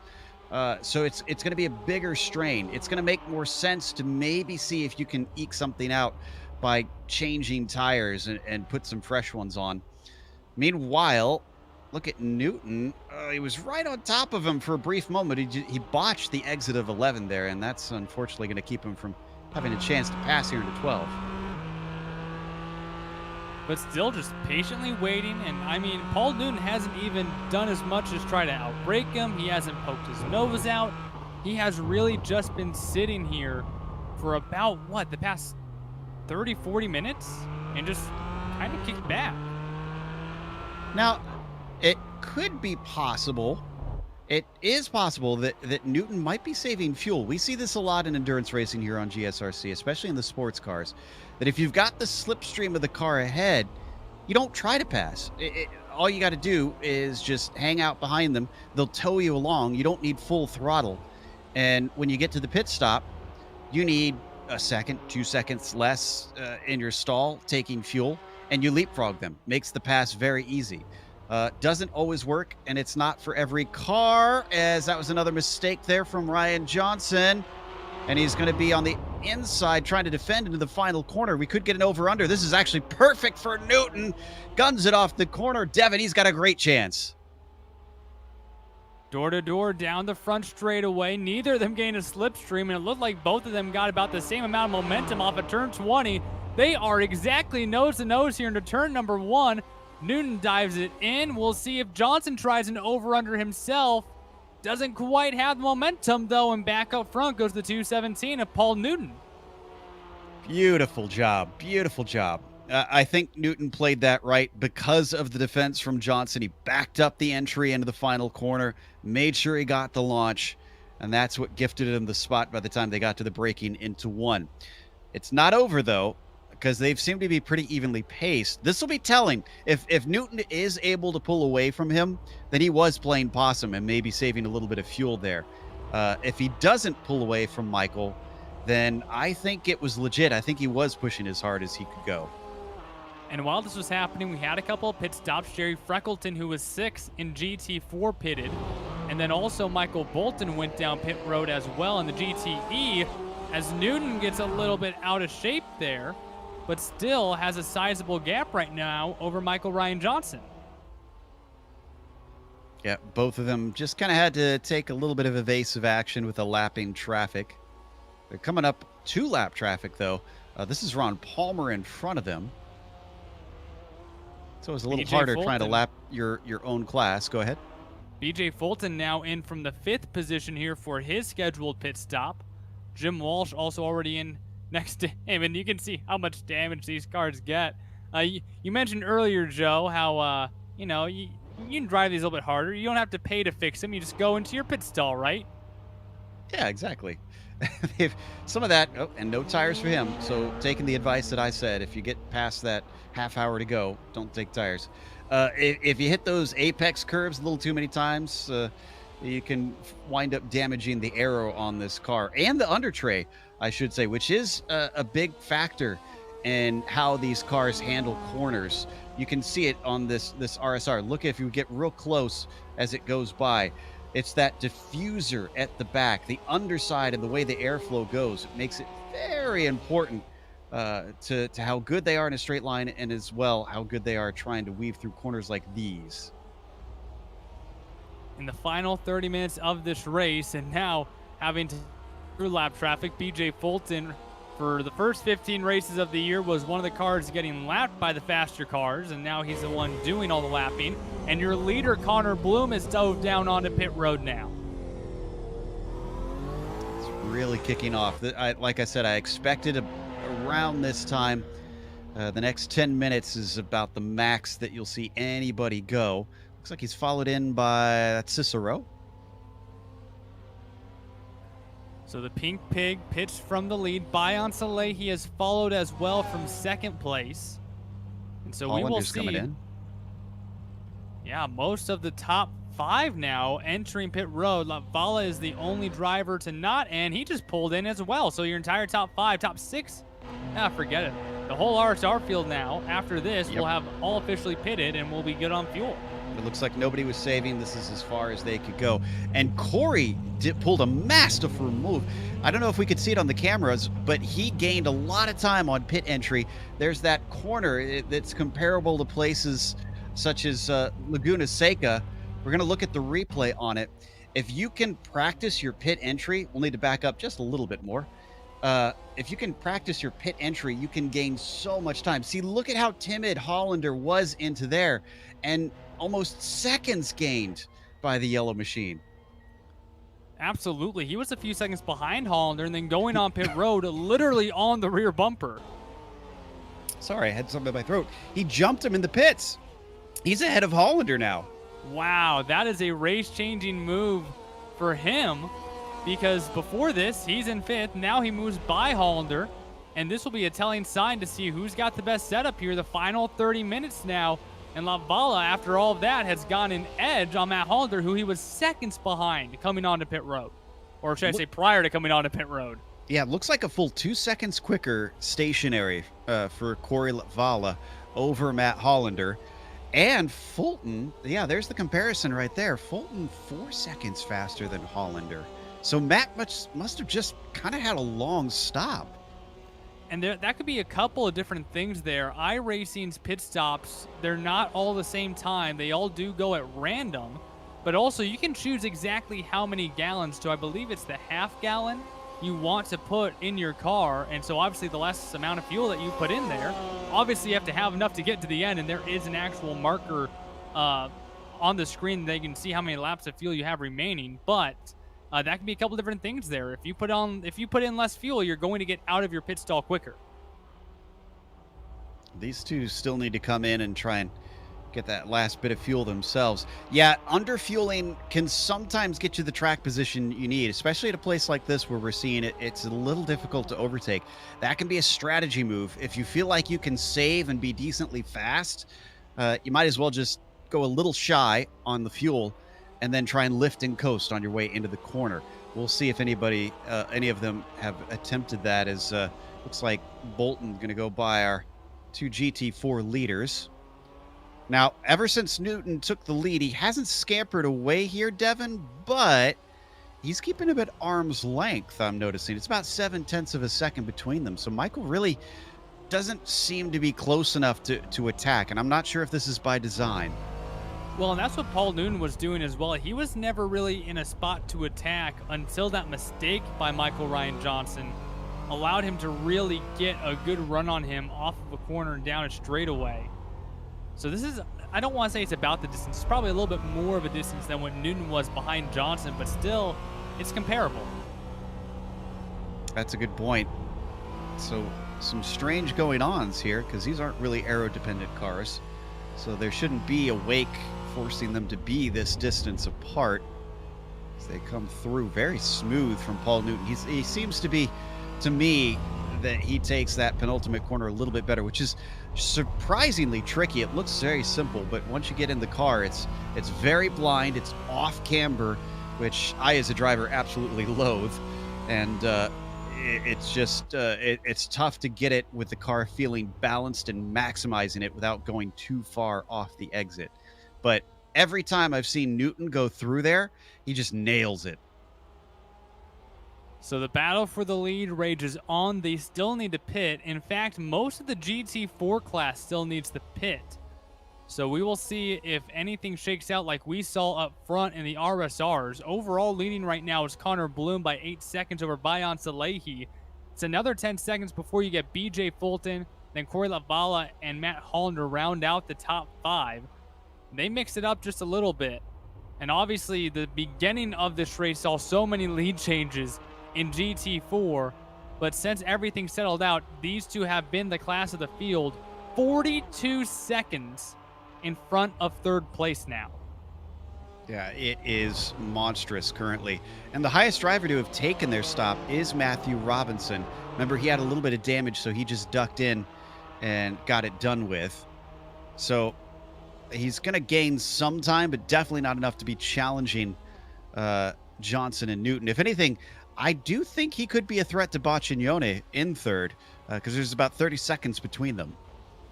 Yeah, and you look at the distance from Robinson to Michael Ryan Johnson, fourth to second. That gap is 73.5 seconds. So I don't think that Newton and Johnson are really going to be contested at this point, and you'd most likely expect just a fuel drop here. No tires, and that will save them a lot of time. Absolutely. So as our top two stay stuck in this distance apart, question becomes now, who comes in when and who can get a quicker stop? And again, in part, that comes down to how much fuel do you put in. And you have to have a good calculation, and that is where some of these drivers having spotters or crew chiefs, a part of their team, watching the race with them, can actually see the live mapping for the fuel, and they can see how many gallons of fuel they're using per lap, and they can try to calculate it out and get the minimum amount of fuel in for what that driver happens to be running fuel mileage wise. And that's a huge benefit to having a spotter or crew chief on your team, Meanwhile, some drivers just kind of drive solo and have to figure it out on their own. And they don't always have to drive solo and figure it out on their own. There is some third-party software that you can use with iRacing, and it is legal, that does a little bit better calculations than what iRacing does with your little F4 box that shows you your fuel mileage. And some can even tell you how much you need to get to the end. So some drivers can still have help there. The other thing is, though, you're also assuming that your crew chief is good at math, which isn't always the case.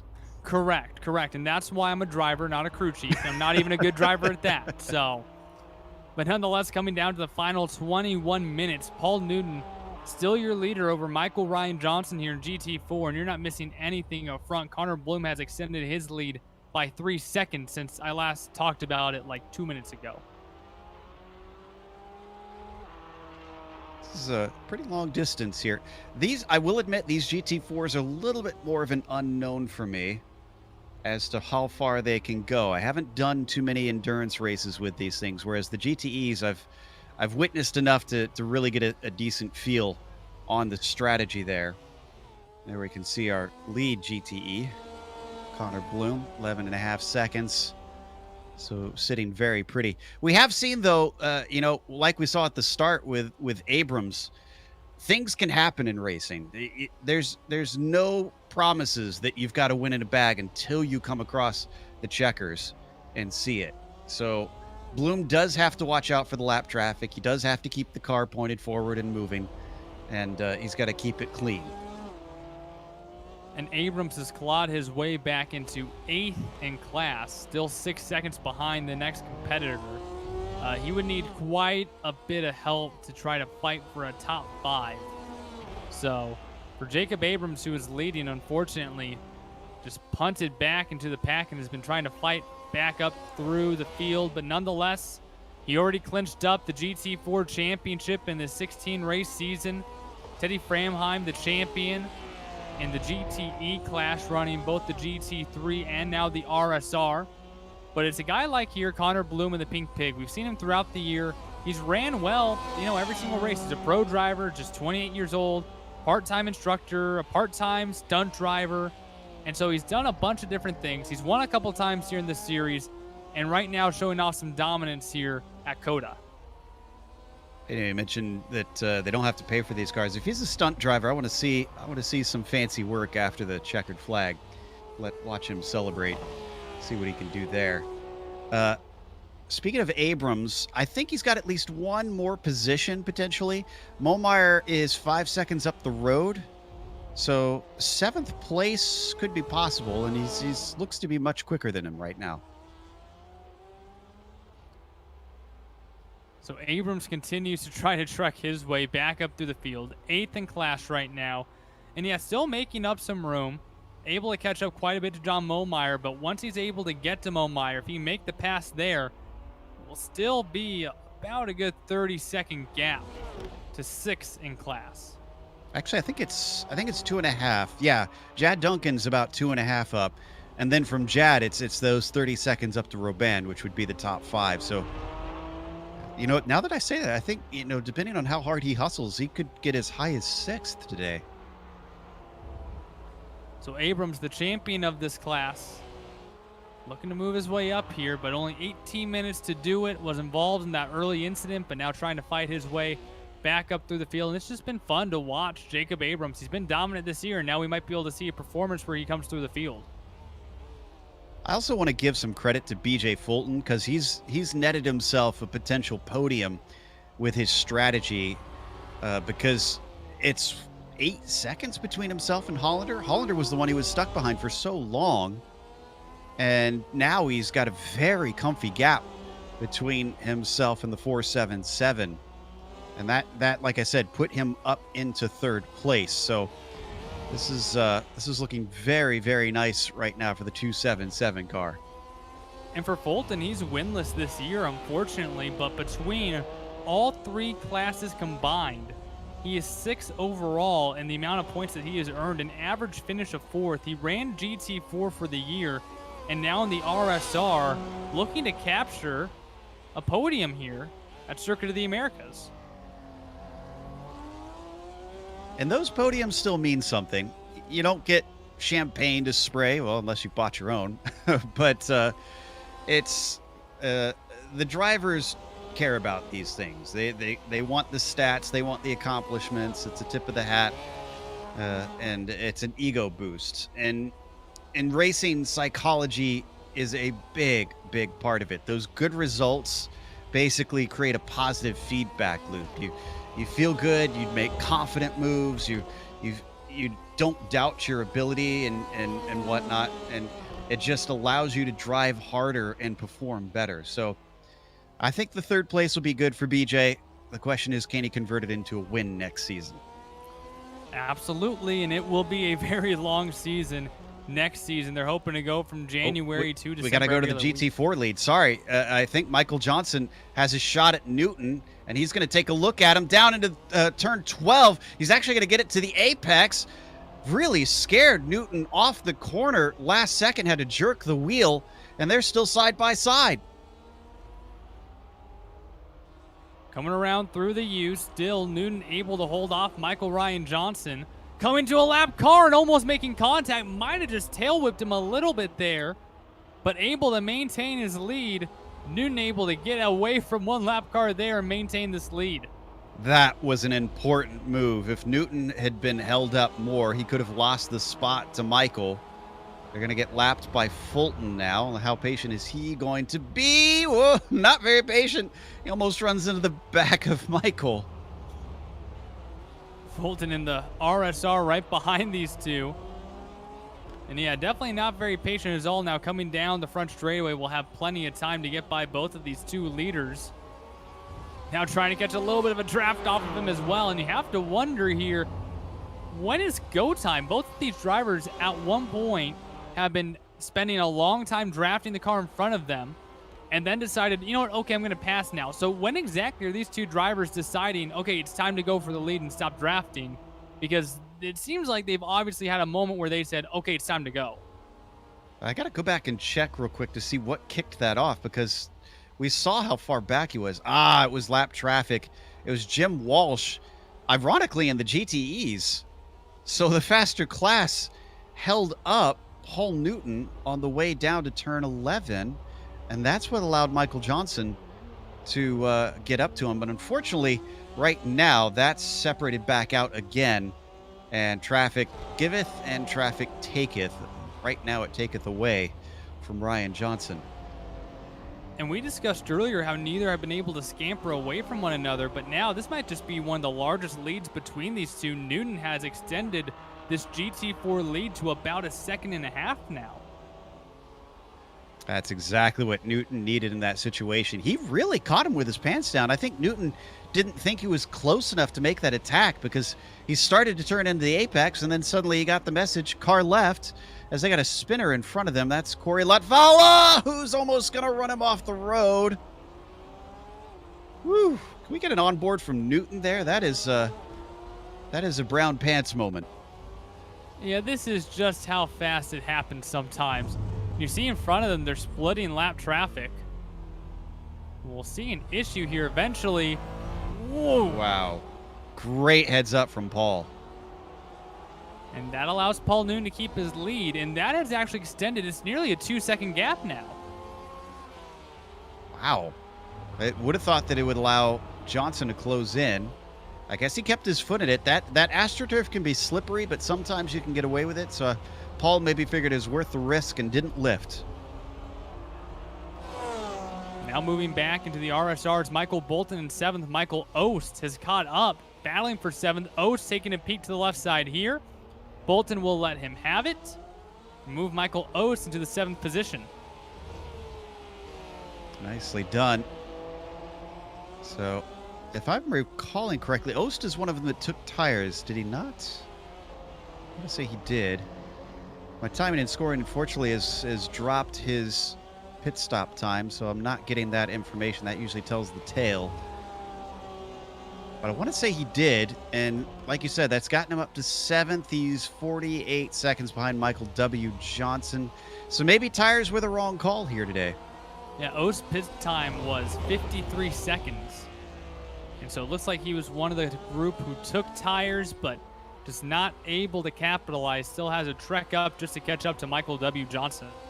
Yeah, it just didn't pay off enough. If you're going to make that move, you really got to hustle the car and just get the most out of it possible. Basically, forget the tires and what they're going to be in this last stint. Just go as hard as you can. And I don't know if Ost has really been able to do that in this second half. So coming down to just 10 minutes to go, nearly 80 minutes through this 90-minute race, the longest race in the Porsche Owners Club Sim Racing League history. When we take a look here at Jacob Abrams, who has made the move for 6th place, had a horrific moment earlier on in the race from the lead that bumped him outside top 10 overall. He had to take a massive, massive tow across this 3.5-mile track. But now starting to move his way back up through the field and still has a bit to go until he finds Michael Robon, though. But nonetheless, salvaging a 6th place finish today for who will be the GT4 champion. It's still got to be a good day. To answer your question earlier about how long it takes to get a tow from that far around, it was about 3 minutes and 44 seconds that it took him. Yeah, that is not a fun time, but the 30-year-old nonetheless able to make his way up and find his way back to 6th in the season finale here in 2020. You know, Michael R. Johnson has closed that gap in. It was up to 1.3, and now it's down to 0.6 to Paul Newton.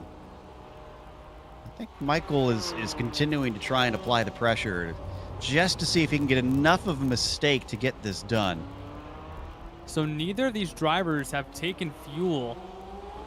Do you think it's even relatively possible that they can save for 90 minutes of essentially it's 44 laps here? It could be a case that the car actually could go all the way on a full tank, because they haven't shown any signs like they're saving, other than maybe getting in the slipstream behind the car ahead. But I mean, you look at the pace they've been running compared to everybody else, I wouldn't think that they're saving based on that. They probably would have had more drivers around them. And only 9.5 minutes to go. Of course, you have to figure, you know, at least I'm close to someone. I don't want to pit right now. I want to be tag teaming with someone to save that fuel as well, because as we mentioned, the less fuel that you have to take, the better. And almost into the back of Michael Ryan Johnson is an RSR, and that could have been devastating for your 2nd place runner. Yeah, the 999 of Jim Walsh having a little trouble there out of turn 11. I think is this, yeah, that's Cicero just going by the pair of them. Shouldn't be too much of a trouble as Newton lets him go by.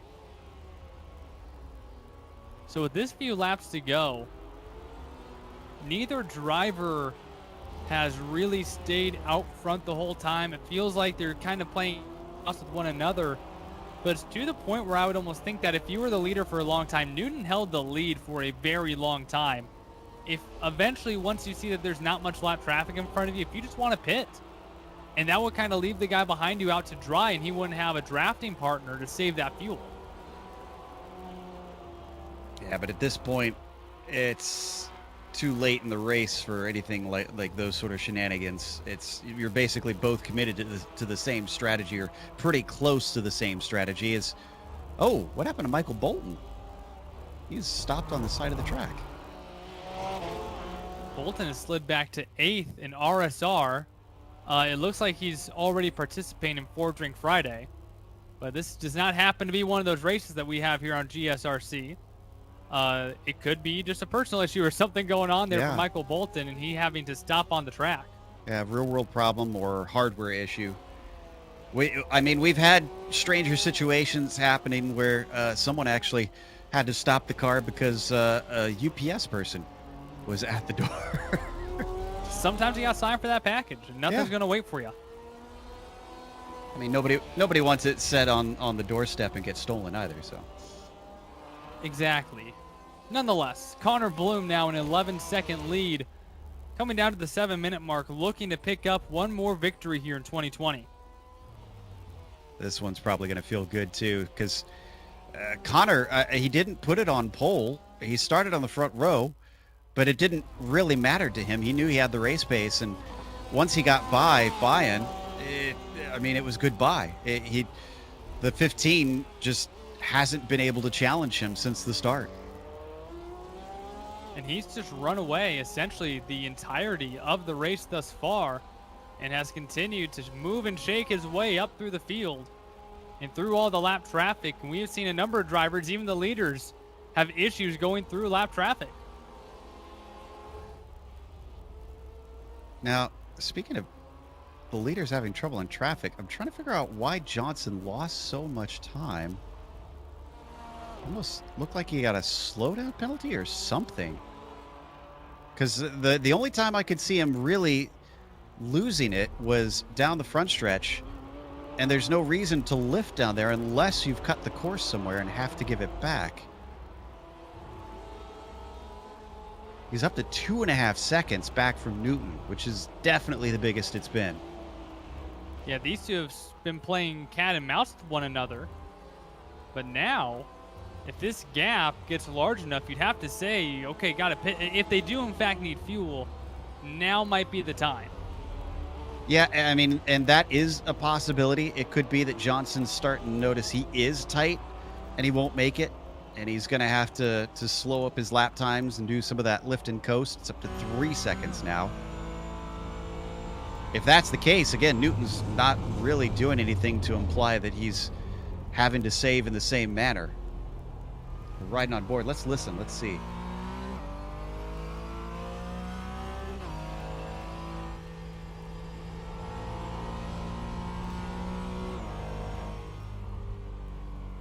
He is short shifting a little bit.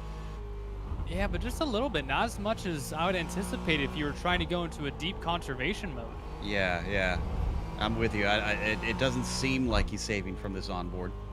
It could be something where I think that between Newton and Johnson, the past, what has it been now, 45 minutes is that those two have been playing cat and mouse. The most bad luck has gone on Michael Ryan Johnson. And it could be a case where him having to save the car or make evasive actions has just eaten up his tire more than what Paul Newton has had to go through. Yeah, and that's a good point, too, that it might be going away from him at this point. These Caymans are very, very simple cars, and they do have some little tricks and stuff that can help you, but the fast drivers tend to turn off things like the traction control and whatnot so that you can get the most out of them. And when you do that, you always risk the chance of doing what you just talked about, where you start to burn up the tires, and by the end, you pay the price. So I wonder if maybe that's the case, that Johnson maybe just cooked them, and there's nothing left in it. As the Oval guys like to say, he used up his stuff. That it seems like he certainly has. He's starting to manage the gap at least, but he's stuck at about a 2.5 second deficit to your leader, Paul Newton. He's still there in screen.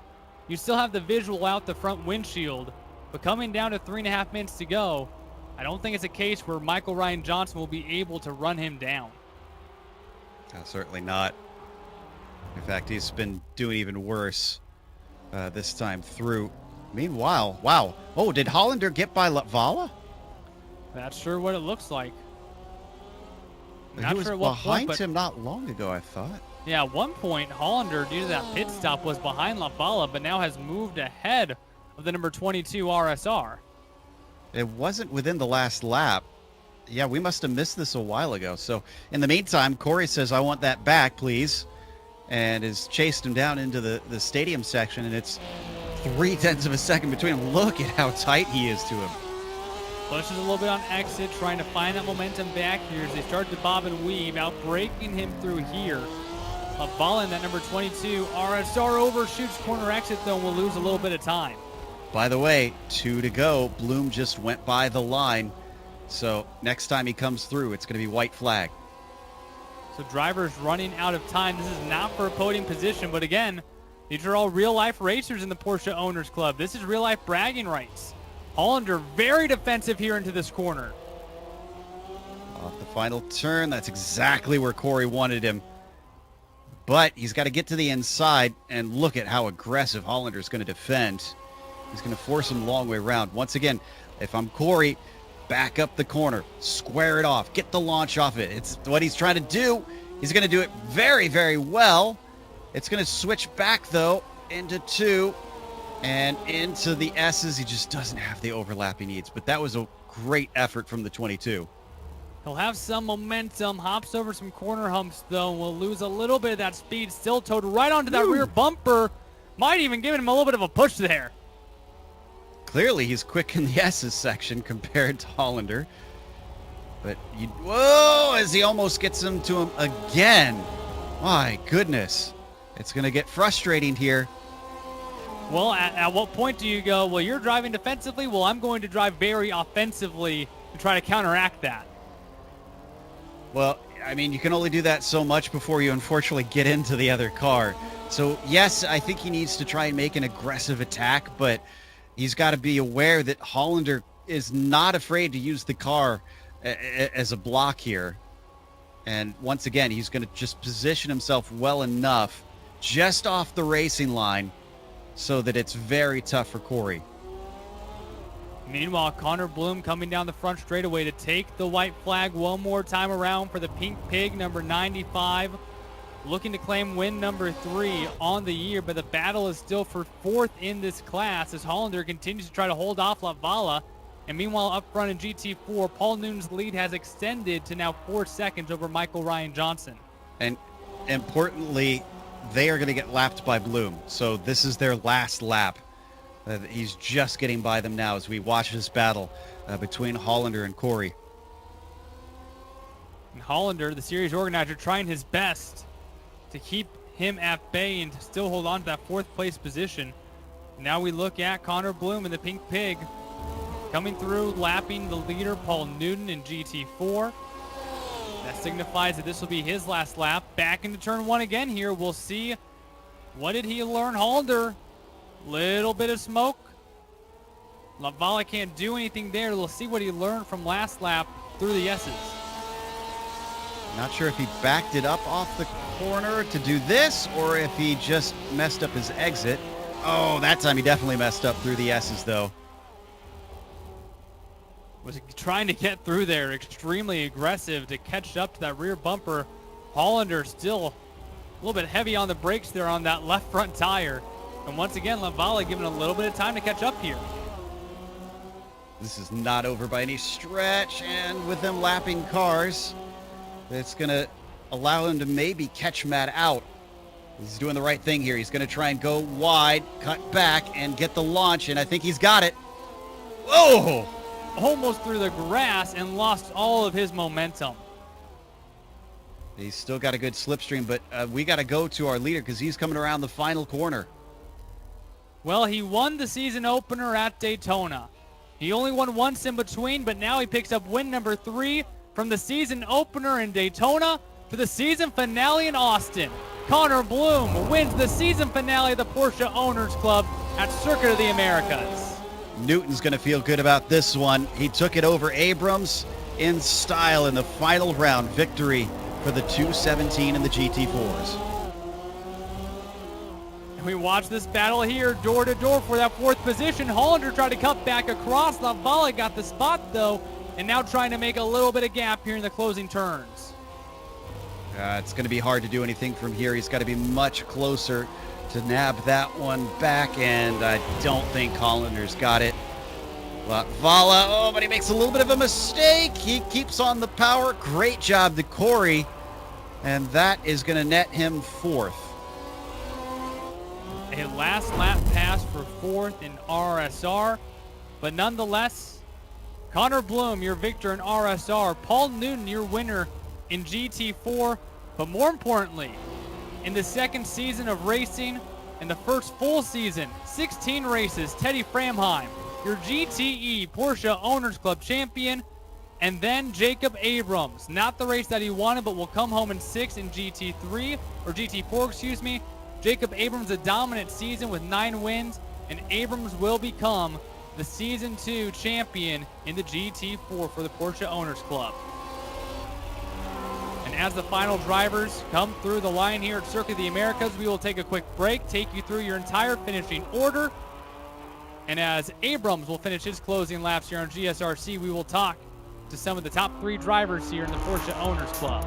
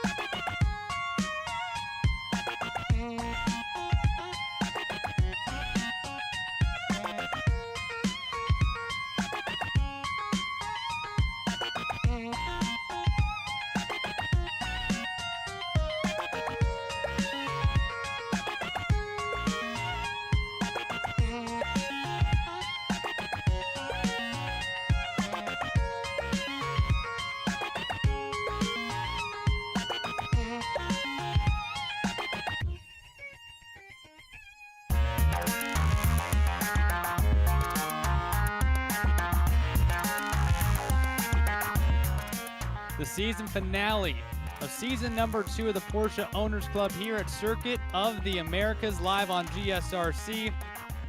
And yeah, a few guys tried to make it quite a battle at the end, but for the overall lead, it was Connor Bloom all day long, and he takes home win number 3 of the season. Bayan Salehi brings it home in second. BJ Fulton brings it home on the podium here after running the majority of the year in GT4. Corey Latvala last lap pass to get 4th over Matt Hollander. In 6th place was Michael W. Johnson. Michael Ost finished in 7th. Michael Bolton 8th. Dominic Cicero in 9th. And Jim Walsh rounds out your top 10. Paul Newton took the win in the GT4 class with Michael Ryan Johnson just behind him. Those two with a nice scrap.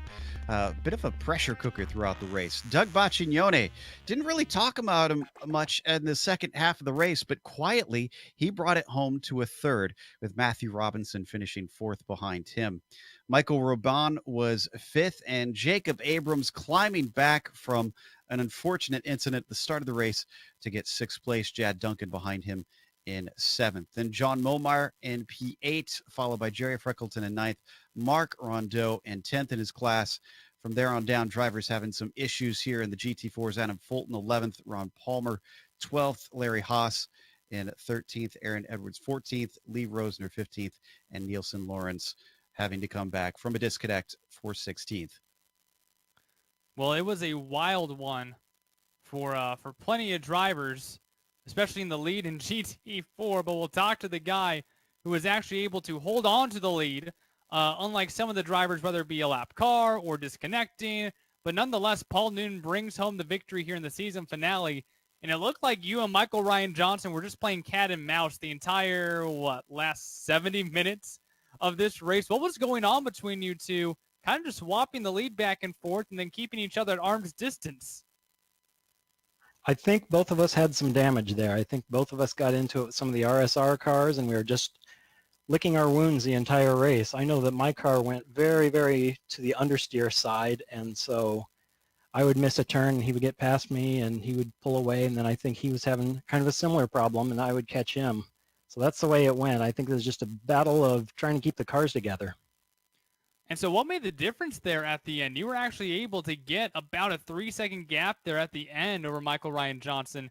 How did you end up getting that lead? Because you guys were just neck and neck the whole race. I tried to save a little tires during about the first 45 minutes of the race. I didn't quite know I was going to make it to the end on gas, so I was backing off a little early and getting on the gas a little more softly. So I think that might have helped me save tires getting down to the end. And obviously, this is a difficult track, Circuit of the Americas, but also it being 90 minutes, the longest race in the Porsche Owners Club Sim Racing League official history. What was the biggest difference when it came down to strategy and mindset when you're running this 90-minute race as opposed to the typical 30-minute sprint? Well, I've been doing a lot of endurance races on iRacing in the past year, and I kind of had an idea how to save tires and save gas, and so my strategy all along was not to pit if I didn't have to, so I think that worked out.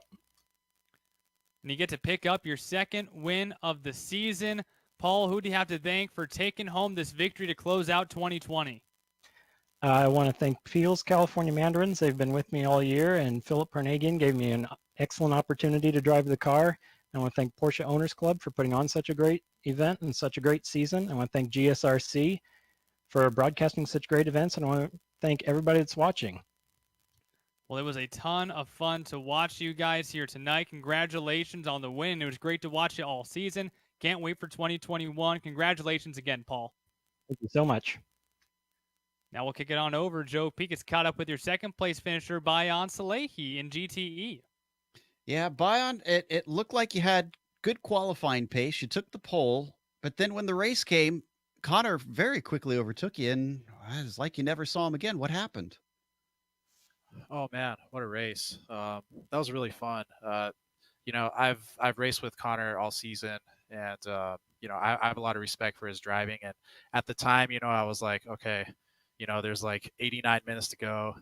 I'll just let him go and just stay at my own pace. And and it ended up working out. I had a really small amount of incidents and kept it clean. And I'm pretty happy with P2. Well, glad to hear you're satisfied with the result, a podium to finish things off. I know there is some discussion about season three, and well, we've had a number of tracks that have been added since this season started. Is there any at the top of your list that you want to see crop up next season? Sure. I still haven't tried it out, but the Long Beach circuit looks really fun. I'll probably try that out this week. Uh, and yeah, I'm excited to hit some tracks that we haven't. Maybe hit some new continents. And yeah. I can tell you that Long Beach is a ton of fun. I've been doing a lot of racing there this week myself. Anybody you want to thank for today's podium before we let you go? As always, thank you GSRC, thank you POC, and thanks to TSR and Sport Utility Motor Cars. Awesome stuff. That was Brian Salehi, who finished second in the RSR class. And I believe Devin has caught up with Michael R. Johnson, who was second in the GT4s. Yeah, Michael Ryan Johnson able to bring home here. You and Paul Newton, it felt like you guys were playing cat and mouse. Paul said that both of you guys likely had some damage and then just some mistakes here and there allowed you guys to get by each other. But what was going on there the last, 70 minutes between you guys? Yeah, I got a little contact earlier in the race and wasn't sure what condition the car was in, and I was prepared to head into the pits and do one of the fast repairs, but I did a lap and the lap time was okay. And I said, okay, let's keep it rolling. And car turned out to be okay. I guess it sounds like Paul had a little bit of damage as well, so it probably evened out. But it was just a factor of lap cars, and then the RSRs coming through, and so many of those guys are just super solid.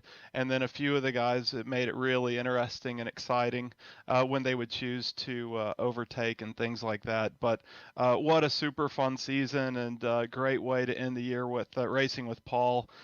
Huge respect for him. He's been working really hard at the sim racing all year, and so congratulations for him. Shame that Jacob Abrams wasn't in there. He's been the class of the field this year, and it looks like he had gotten taken out early on, and it was a shame that he wasn't up there as well. Yeah, would have loved to saw him up there with you guys mixing it up. He did manage to fight back to sixth in class somehow, some way. But for you, I know that you haven't been able to run the whole season. You were able to get into victory lane, though. So what has it been like for you being able to kind of get away from everything and come over and race with these guys in the Porsche Owners Club and just come out here, have a good time with vehicles that you don't necessarily need to pay for? Yeah. No, that's my repair bill is much cheaper on iRacing than it would be in real life. So grateful for that. But no, it's been an absolute blast. I was able to run a lot at the beginning of the year. We were locked up, and then where I work at the Porsche Experience Center in Los Angeles, we were able to open back up again in June, and we've been nonstop, very busy up there. Very grateful that we've been able to work and be open and bring folks out to drive Porsches, but it's kept me from getting to sim race. So I knew this was the last race of the year, and Matthew Hollander, he's done an awesome job with the whole league, as well as everyone at Global SimRacing Channel, making it exciting. So I wanted to show up for the last one, and it was a lot of fun getting to battle with Paul out there, right there to the end. Well, it was great to have you back for a race and have you guys duke it out for a long 90-minute race. And coming home in second tonight, who do you have to thank for this performance? Just really the folks at Porsche at the Experience Center. We've spent so much time now. Our program had to change. Previously, we were doing in-car drive coaching, but now we're doing lead follow. So I've spent the last 6 months looking in my rearview mirror, which I felt helped me a whole bunch in the race today. So definitely thanks to all those folks. Really just grateful for Matthew Hollander, Porsche Owners Club, for putting this deal on. So hopefully we'll get to do it again next year. Yeah, well, it was great to have you back tonight. Hopefully we see you a bit next year, and congratulations on the second place finish. Cool. Thank you so much. I appreciate it. That is Michael Ryan Johnson. Always fun to have guys like him come out and race with this Porsche Owners Club. And now we'll head back over to Joe Peak. He's caught up with BJ Fulton, a great showcase here in the RSR. Yeah, BJ managing to get onto the podium. But before we get to what got him there, let's talk about how much you were glued together with Corey and Matt during that race. That looked like a lot of fun between you three. Yeah, it was a lot of fun battling Matt. At first, I was conserving my tires a little bit, and it seemed like his started to fall off a little bit before me, so I reeled him back in. And then it looks like I pulled the over under on the pit, and I don't know. He had a little bit of a long pit stop, and that was to my advantage. Yeah, we were wondering about that because he got jumped by both you and Corey. So did you short fuel at all, or was that just a completely normal stop for you? I mean, it was a perfect fuel calculation. I wouldn't have made it around one more lap. So maybe he was a little bit more conservative than I was, and that may have made the difference. Did you find yourself able to relax at all once you had gotten back out and you saw, well, I got an 8-second gap now, essentially? Yeah, definitely. I could definitely relax for a while, which was pretty nice going through the first part of the lap with all those little turtles, we call them, those little pyramids that just kill you. So if I could stay a little farther away from that and lose a little time, I was happy to do so. All right. Well, great stuff managing to get onto the podium today. Anybody you want to thank for getting to spray the champagne? Yeah, definitely. I want to thank you guys for covering this season week in, week out. You guys do such a great job. And of course, Matt Hollander for really pulling this whole league together. We couldn't do any of this without you or Matt Hollander. Thanks. Well, thank you very much for the kind words. That was BJ Fulton, third in the RSR class. And I think we got one more for Devin, Doug Baccignone, another of our podium finishers in the GT4s. Yeah, Doug Baccignone here coming home in third. It was almost a quiet third place finish. We didn't quite see a hop by a few drivers, but able to bring home another podium finish here tonight in a 90-minute race, man. It can take a lot out of you. So how did this 90 minutes treat you today? You know, it was fun. Had a good time at the beginning, especially racing with Paul and Michael Ryan Johnson and Jacob, and had some issues with some car contact, which put me back a bit, and I had to pit for a fast repair pretty early on in the race because my car was pretty much undrivable. But I was on a zero stop strategy, so I was just in fuel conservation mode for the middle of the race and got home. Happy to finally get back on the podium. Yeah, great to have you on the podium. You were also able to have a victory earlier this year in the Porsche Owners Club. So obviously a long season, 16 races over 32 weeks. But for you, what was it like being able to race in this series with the pandemic and all that and come out and not just be competitive, but get a victory on the board as well? Yeah, it's really been fantastic. I really appreciate all the efforts of Matt Hollander and the Porsche Owners Club to set this up, because it's been a great opportunity to finally get in my sim. I've had it for over 3 years, but I didn't really use it until April and May, and learned how to drive a little bit. It's been fun. So what do you think 2021 might look like for you in that sim rig? I'm gonna keep racing.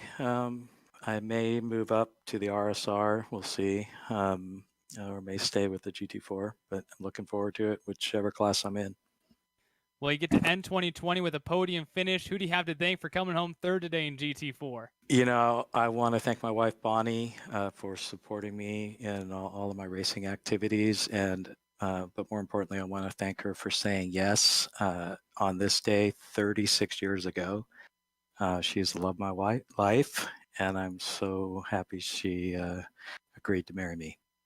Wow, that is awesome. Congratulations to you two. And what better anniversary gift to give her than a top 3 here in the Porsche Owners Club at Circuit of the Americas. Doug, congratulations on both your third place finish and also happy anniversary as well. Thanks a lot, Devin. Doug Baccignone bringing it home on the podium. And we do have one more driver to talk to. Joe Peak is caught up with Michael Johnson because, come on, we need another Octavio tequila plug, right? Of course. And also, I'm still gushing over that because that was very sweet from Doug. But Michael, you didn't quite get, looks like, the results that you wanted. But let's talk about that start. My goodness, you were great off the line. Did you feel at least a little nervous going 3 wide up into that corner? Well, one would expect so, but Coda is my home track, and I probably have, I'd have to look at my log, but it's around 3,700 laps in anger at this track. So I mean, I've pushed some pretty hard laps here and been outside, inside, in the middle, 3 wide, 4 wide in turn 1, and it's always a wild ride. Well, you are far more the professional than I am, so I have to ask. I've never been good here. What would you say is the trick to this track? Don't take any. So this track, interestingly, is exactly like Nürburgring. I used to teach at Nürburgring and Spa when I lived in Germany. But this track, you can't take any corner as a single corner.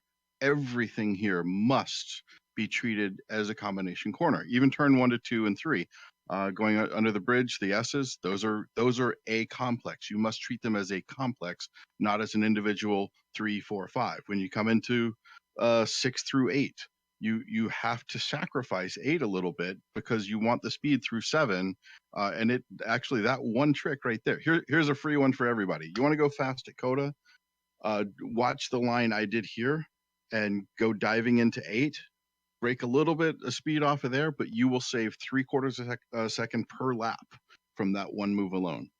Hold on, I'm finishing jotting down these notes. There we go. Okay, I expect results, or I'm going to come calling. So, well, if you do come calling, I am local and available for hire as a coach. So yeah, come on down. All right, I'm going to hold you to that. 6th place today, sir. Sorry it couldn't have been a little bit better, but it's been a blast having you on. Give a shout out to whoever you want.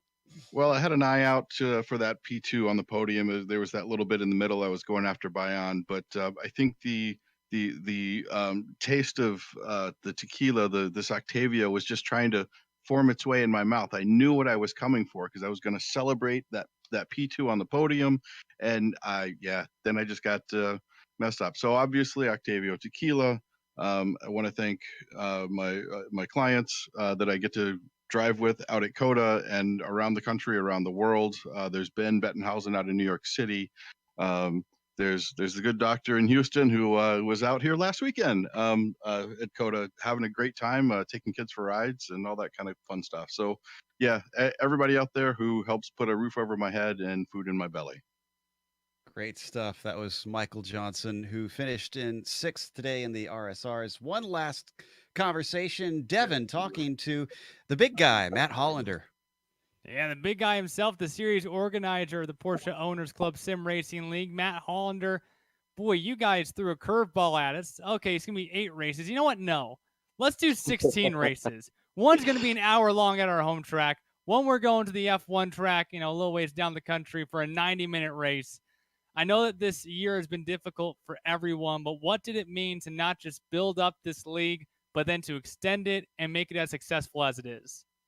I mean, it's been really awesome to just kind of be able to get all of the members together. A lot of the people, that maybe I hadn't known personally from a lot of the guys came over from autocross to really get, our autocross league racing with some of our cup racing guys and even pro racers.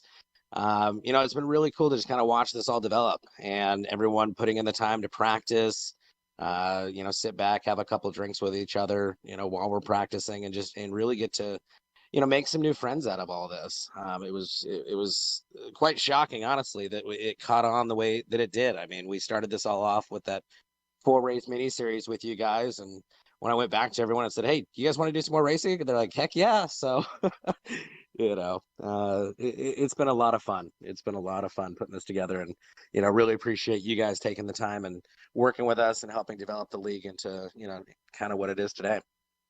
Well, I don't want to speak for Joe because I haven't been there for everything, but it seems like it's been a lot of fun over here too. It has been for me at least. And for you as the organizer, what for you has been some difficult pieces that obviously you're trying to run in the GT3 or RSR class while also trying to organize this league while the country is reopening here and there, maybe kind of, sort of. But as an organizer, how has that kind of made things difficult for you? Just trying to make sure that everyone has fun here. Yeah, I mean, it's been really kind of difficult with that. I have put together like a competition committee within inside of our league, where I've gotten guys that after the events we'll go back and we'll review some of the things. So I'm not having to do everything on my own. John Momeyer is the competition committee director, who actually will be stepping into the club president position for next year. Has been a really big help in helping me put all this together. If you guys haven't checked it out yet, but if you go to results.porscheclub.com, and you can go to the championship standings there, we've actually integrated our Sim League into our normal cup racing stuff. So we have a tab now for Sim League, and you can see up-to-date championship standings and everything, which is kind of really neat. So it's been challenging trying to integrate this into the club and make it basically just another division of the Porsche Owners Club. So you guys are going to take Christmas, but what does 2021 look like right now? Well, if I think we've got 23 events scheduled, and we're going to go global. So I believe the first event we're going to start with you guys in January is going to be at Silverstone, and then we're going to kind of travel around Europe a little bit, come back to the United States, go down to Central America, Brazil, down over that way, and then probably go down to Australia. So we're gonna go global with you guys and have some fun with that. Well, it sure sounds like a good time to me. A lot of guys to thank to you for what you've done to open up this league and let everyone have some fun. Who do you have to thank for what this season's been like? Well, of course, I've got to thank the Porsche Owners Club for allowing me to bring this kind of brainchild to life. My mom and dad and family that have been there to kind of support everything as well. It's a lot of time has gone into this, so I've been that's been difficult trying to work and do all of this at the same time, but we've got it done. So again, and thank you to you guys. Well, it has certainly been a blast. Thank you for choosing us to partner with the broadcast these. They've certainly been a lot of fun over the past 8 months here, just this season alone, and then another couple months from that mini season. So Matt, thank you a ton for your time, and thank you for putting on this league, and we can't wait for 2021. Looking forward to it as well, and with the end of this season, with the placing, I guess, with Johnson, I think I'm going to stay on the podium now for the championship, so I'll take that. Well, we will have to see about that. Sounds like you guys have plenty of events to figure that out next year. Absolutely. Thank you, Matt, and that is the conclusion of the 2020 season, Joe, and it's been a wild ride. Yeah, but it's been a fun one, and I love the camaraderie of these guys. You can tell that they race together in real life because we've seen very little in the way of hard feelings. It's all just been really good fun, and no matter what happens out on track, I think this is a group that's just glad to be racing regardless. A very fun group to watch. They race both in the physical world and in the sim world as well, and it has been a fun year, and a huge thank you to the sponsors that have helped this league go through this whole extremely large season, and that includes Sunset Mortgage, Octavia Tequila, Century Financial Consultants, and of course, the series organizer, the Porsche Owners Club, with this series presented by Porsche. And if you might be interested in advertising with GSRC, you will love our channel's 1 million monthly global impressions. They are a great way to get your branding seen by a diverse audience. Follow the link in the description below on YouTube or visit globalsimracingchannel.com/advertising. And thank you to the companies that provide the software and the hardware for our broadcasts listed right here on your screen. Plus, an additional thanks to June Lalonde, who provides our wonderful music. See the screen for how to get a hold of more of her great work. And of course, a big thank you to the team today, Joe Peak, who has been here for every single Porsche Owners Club race, and also our producer, Sean Crackers Ambrose, and of course, Dougie Beard for our camera set. If you would like to find out more about GSRC, including upcoming races, you can find it at globalsimracingchannel.com, or you can check out our social media on Twitter at GSR Channel, on Facebook at Global Sim Racing Channel, and Instagram at GSRC_Graham. And if you would like to support the channel, go check out our merchandise store at gsrc.storeenvy.com. The link is in the description below. And don't forget to head on to our YouTube page. Go hit that big red subscribe button so you never miss a moment here on the Global Sim Racing Channel. One last thank you to the Porsche Owners Club. It has been a privilege to cover this season and their original mini-season as well. And thank you for choosing GSRC. We look forward to your future endeavors as well. And of course, we have so many more upcoming races listed right here on your screen. Hey, how about PRL at Atlanta Motor Speedway? That's going to be a fun one on Sunday. Also, we get some Long Beach here on GSRC as well. A lot of fun races coming down to come and mark on your calendar. Well, until next time, guys, race clean, race hard, and we'll see you on the track.